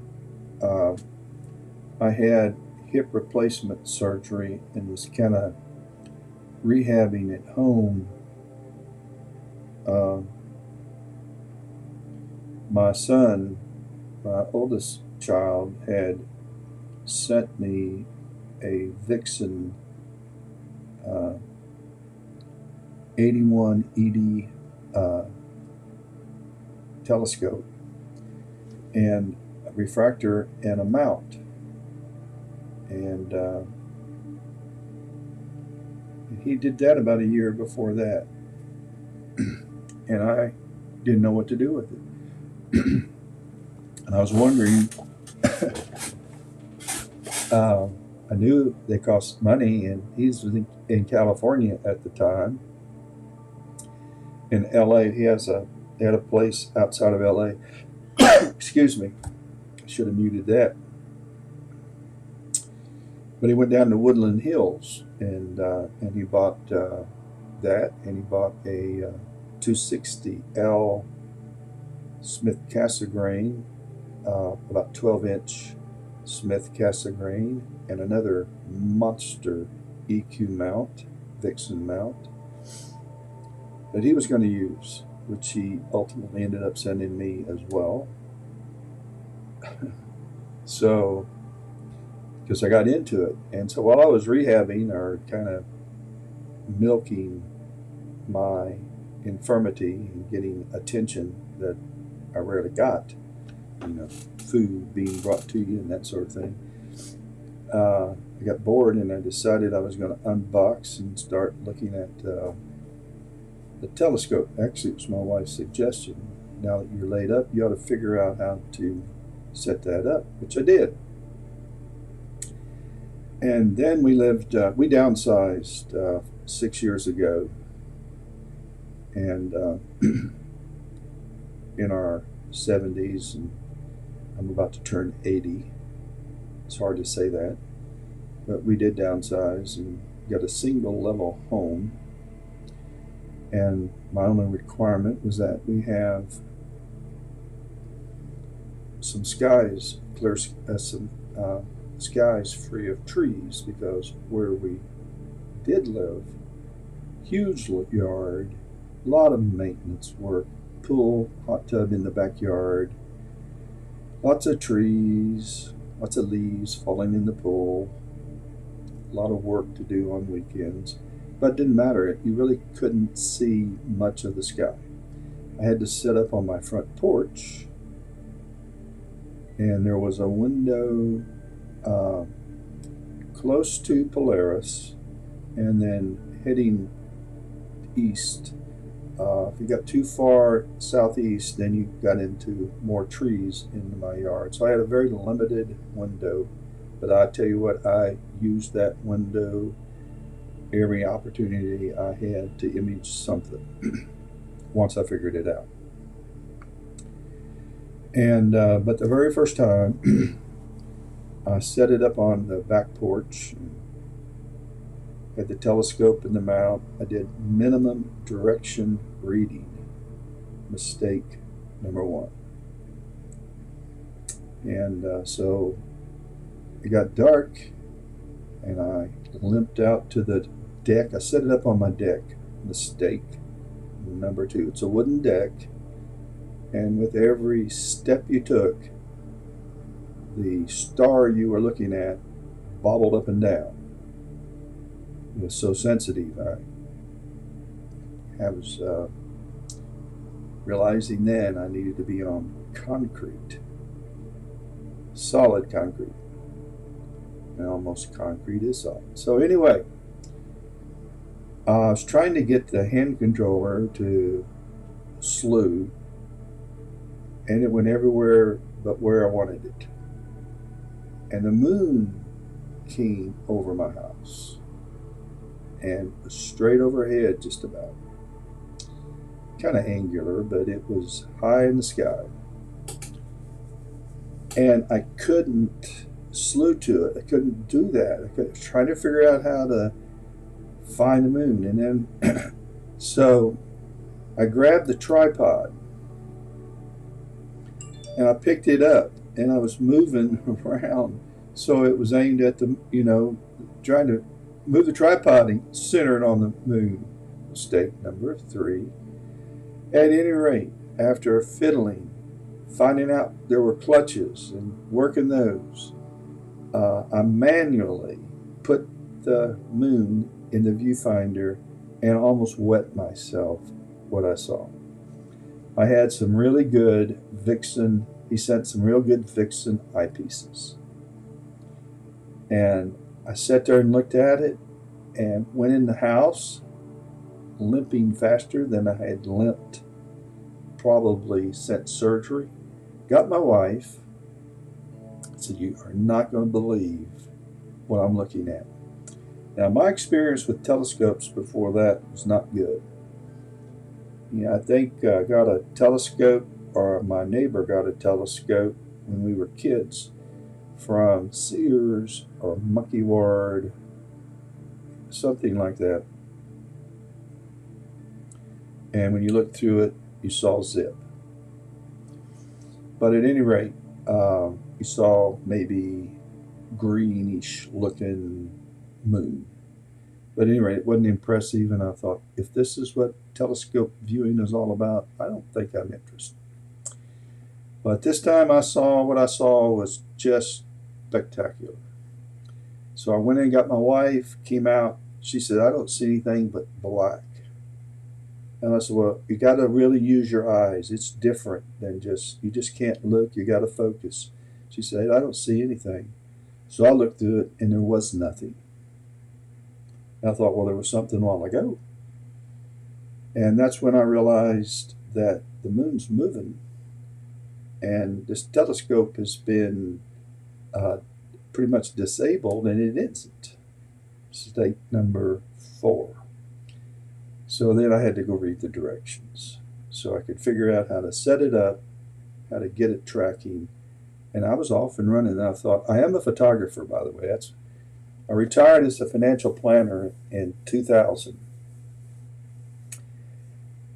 With the friends, we started a company, and I stayed with it in 2007 or 8 or 9. Got lung cancer. Was told I was going to live a year, and I'm still here.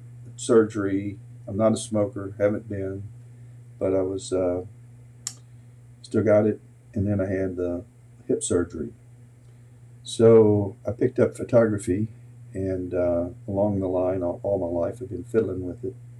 And I started a sports photography business. And so that's what I've been doing. And so I had to figure out how to put a camera on the telescope. I thought, surely somebody's thinking the same thing I'm thinking. If you can see it with your eye, you can take a picture of it. So I went and got one of my DSLRs, and I was holding it, took the lens off, and I was holding it around the eyepiece. Now, this ain't gonna work. Mistake number 5. So I started doing some research, and there weren't many videos on astrophotography. The Astronomy Shed was one I found early. Trying to think of some of the others. Harry Page's website. But I found out there were adapters. And talking to my son in Woodland Hills, they sent me some Nikon adapters, and that's how I got my name, the Nikon shooter. Nikon was my camera of choice at the time, still is. And that's how it all got started. And my goodness, I spent doing my first alignment.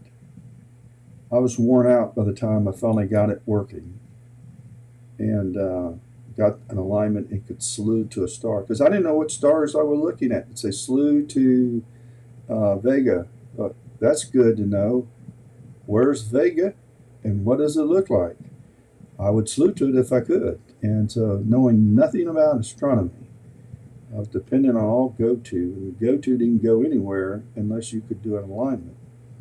So I was figuring out how to do all of that, like everybody that gets into this. So, okay, Christopher, what type of temperatures does your gear see, and what do you think is acceptable, and what should I avoid as far as max temps?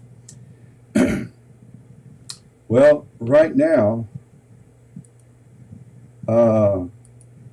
it is 101 degrees at the mount. And I have a laptop sitting with a towel over it underneath an umbrella. The towel is just to keep the bugs off of it. The umbrella, take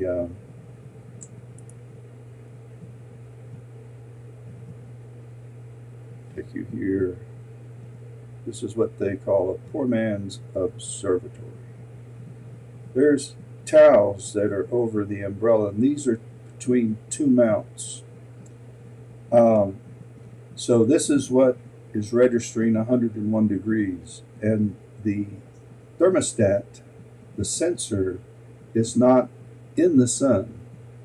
It's on I put it on the far side, so it's on the shady side of the telescope. So I can take the heat, and then the temperatures get as cold as, say, high teens. And if I can bear coming outside and uncovering them and setting up the laptops, I'll image. But sometimes it's too cold for me to come out. But I image in the 30s and the 40s all the time. And so that pretty much covers the range of temperatures.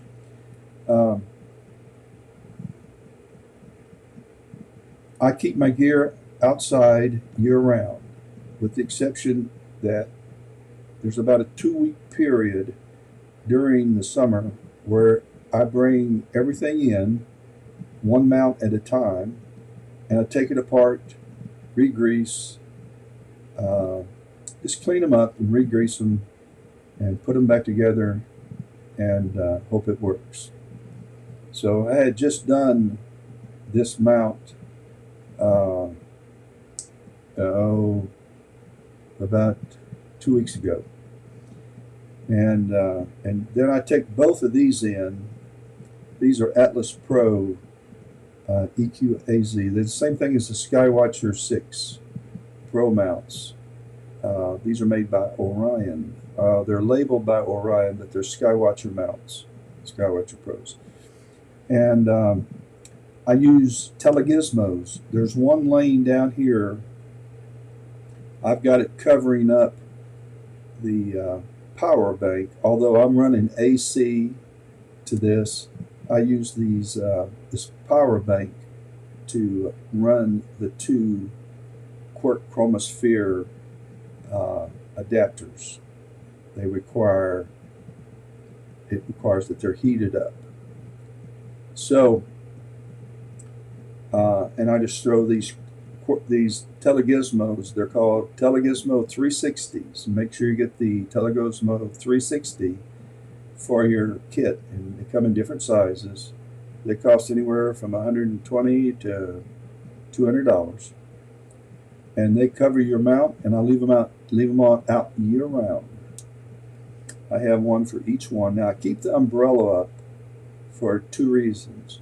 One, when I'm sitting out here and I'm imaging the sun, I like to be in the shade for obvious reasons.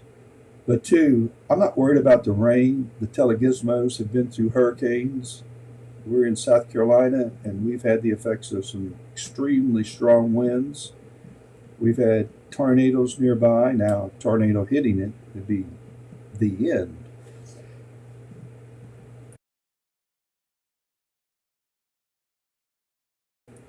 Excuse me.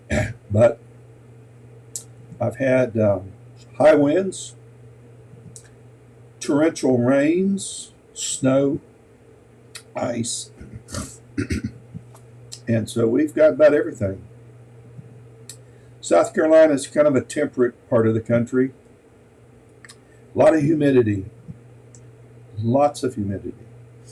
So a lot of dew forms. Now I use dew straps on my night gear, and this is always covered up at night.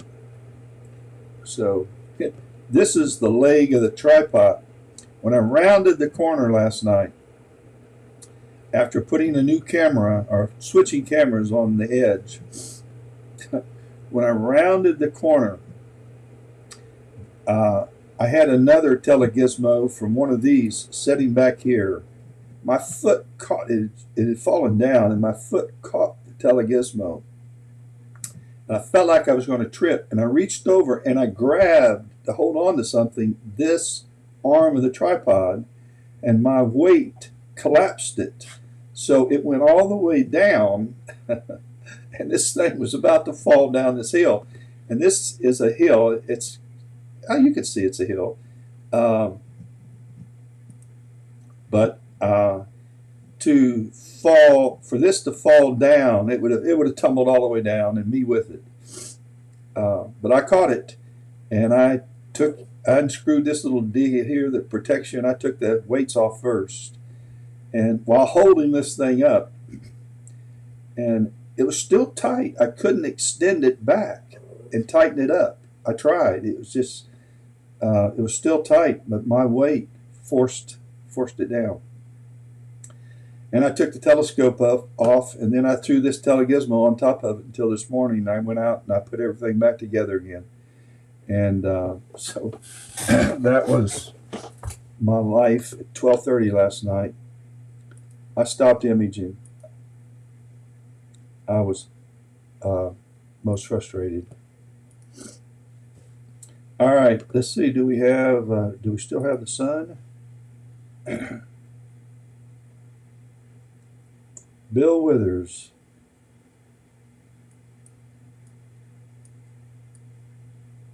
Ain't no sunshine when you're gone. Yeah, I know. And the guy that made my two piers, um, I saw him at, we were out to eat dinner, and I saw him, and I told him how much I appreciated and was just tickled with the work that he did on the two piers he made for me. He did it at no cost. He just a good friend. And I told him, I said, I have another telescope I've thought about putting on a mount that I thought about putting on a pier. And he said, well, I don't have access to the machine equipment that I had when I did yours too. I've retired, and all I have are some things at my home. I don't know that I can make one. I'll give it some thought. So he just, I can do I can get the steel, and I can get the welding done, but to cut out the plates for your mount so that it can easily move in azimuth.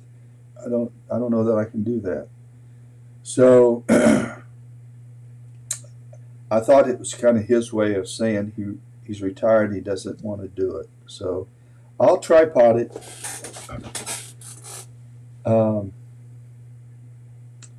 Fred, I guess from here on out, if I happened when I see him again, I could throw out, does he know anybody that could do it? And I would pay them. I would have paid him gladly. It wouldn't take money. Now, I will say this. We have some land, 400 or 500 acres that he likes to hunt on, so out in the country. But to my knowledge, he was invited to do that, and to my knowledge, he's never gone out there. But at any rate, it was appreciated.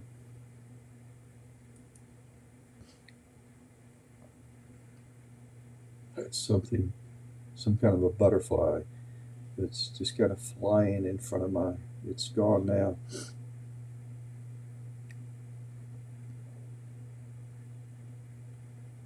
But you're right, another pier would have solved that problem. And the ones that he made, every other year, when I take all the mounts in and I paint them, sand them and paint them, take them off, unscrew them. They're mounted in 4 cubic yards of concrete, which is a lot of concrete. May not sound like it, but it's a lot of concrete. And then I have patio blocks around them to make out that patio. And when I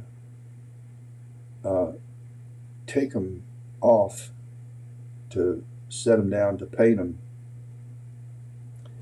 they are, I don't know how much they weigh, but it's all I can do to pick them up and carry them. They are heavy. Yeah. Yep. On the old emergency room bill. I've fallen down that hill a couple of times carrying stuff. My steps are real narrow.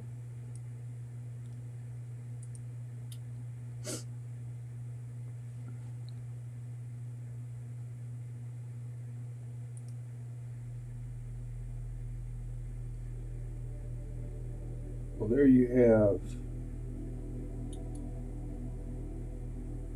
everything we have depends on that star. Isn't it amazing that we're at its mercy?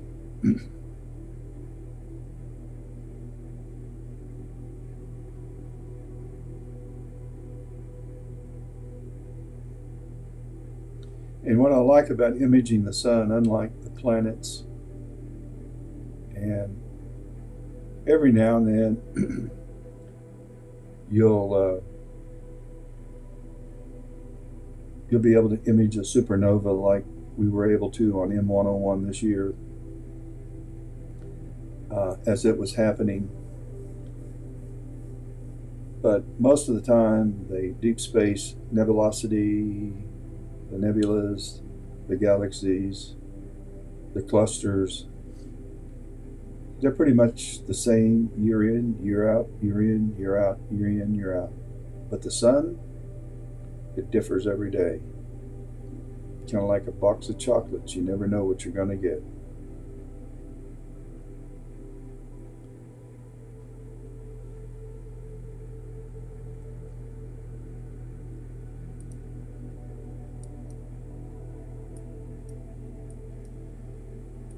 Well, my plans are to.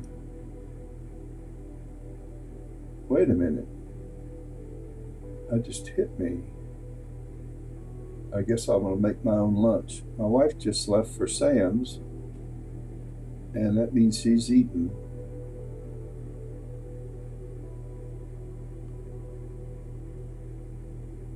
We shop differently. When I go to Sam's, and she says we need this, we need that, and we need this, and we need some of that. I go and I buy this, that, and this other this, and this other that, and I go home. When she goes to Sam's, I go find one of their recliners, and I take my phone, and I sit in the recliner, or I go over to the lawn and garden department where they have their outside furniture. And I sit in a glider or find me a nice lounge chair. And she can handle clothes over and over and over again and hold them up and yell at me, "Do you think this would look good on me?" And I always say, "Outstanding."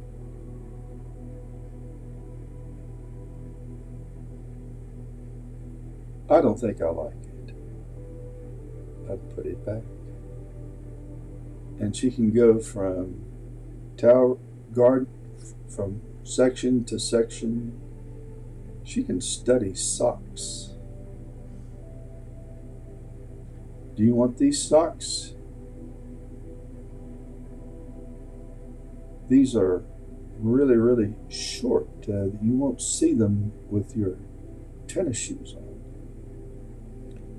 Or do you want some that are a little higher? I don't want the old man socks that pull up around your knee, Marianne. That's the only thing I still refuse to give into.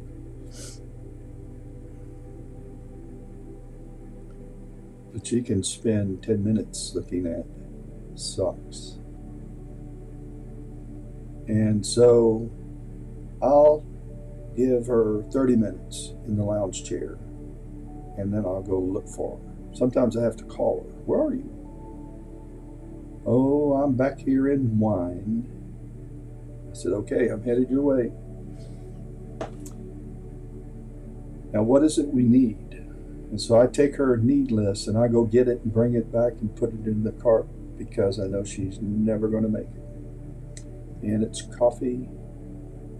And then I'll walk by those chickens that they've just cooked. And it doesn't matter what time of the day, it doesn't matter if I've just eaten. They just look so good. And so for $5, I buy one of those baked chickens. I don't know what they cost in your neck of the woods, but they're big here. And I'll cuddle that chicken till I get home. And that's shopping in Sam's. Well, let me tell you what I found out, Fred. Going shopping with your wife, just like a pier is cheaper than emergency bill, going shopping with my wife beats alimony.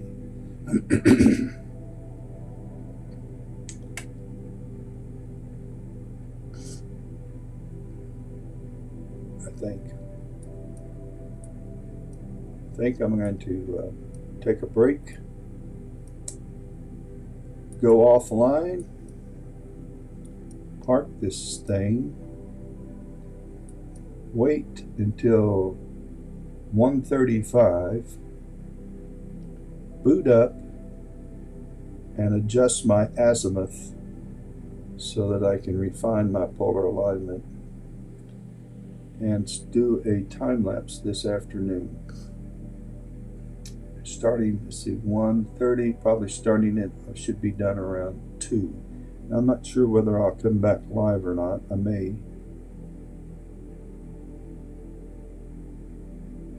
I'm always talking whether I'm live or not, whether somebody's up here or not. I'm talking to myself. So I might as well boot up.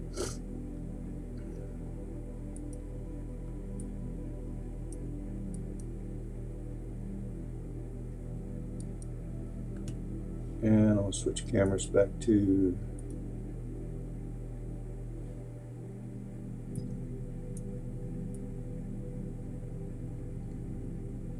the quark chromosphere.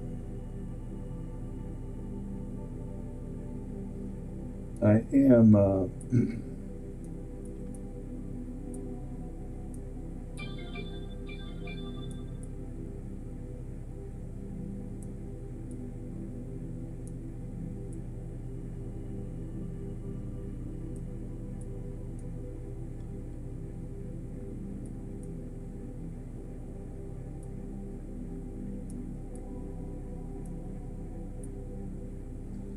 so fascinated by this filament.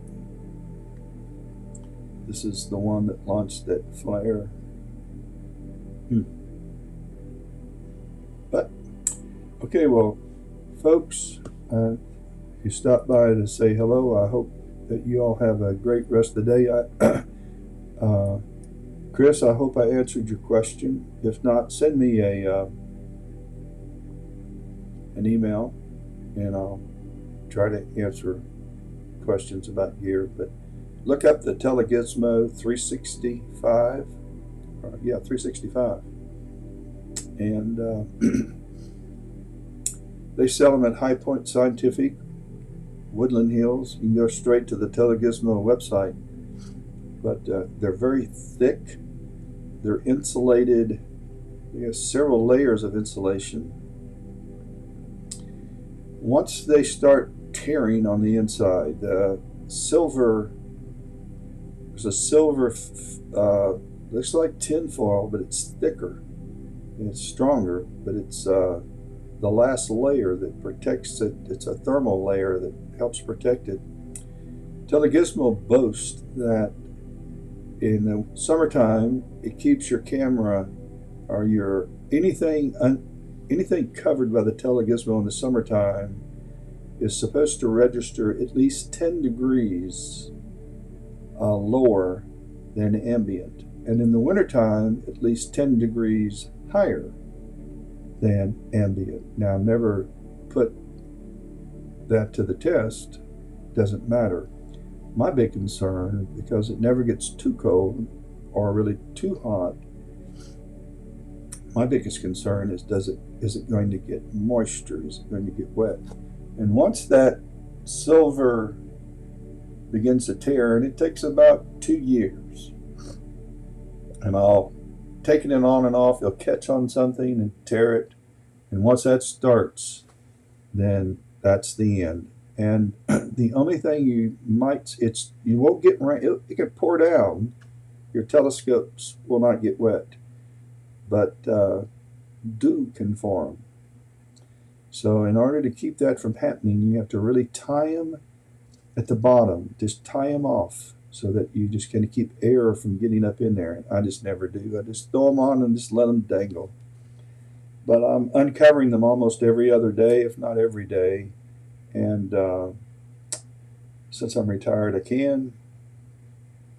And I image every night I can, image every day I can. So I'm working with them all the time, and I can tell you that the telegizmo is the answer for me. And it does keep my gear safe. So they want a birdie. And with that being said, hope everybody has a great rest of the day. If I do not come back live, and if I do, I'll meet you later.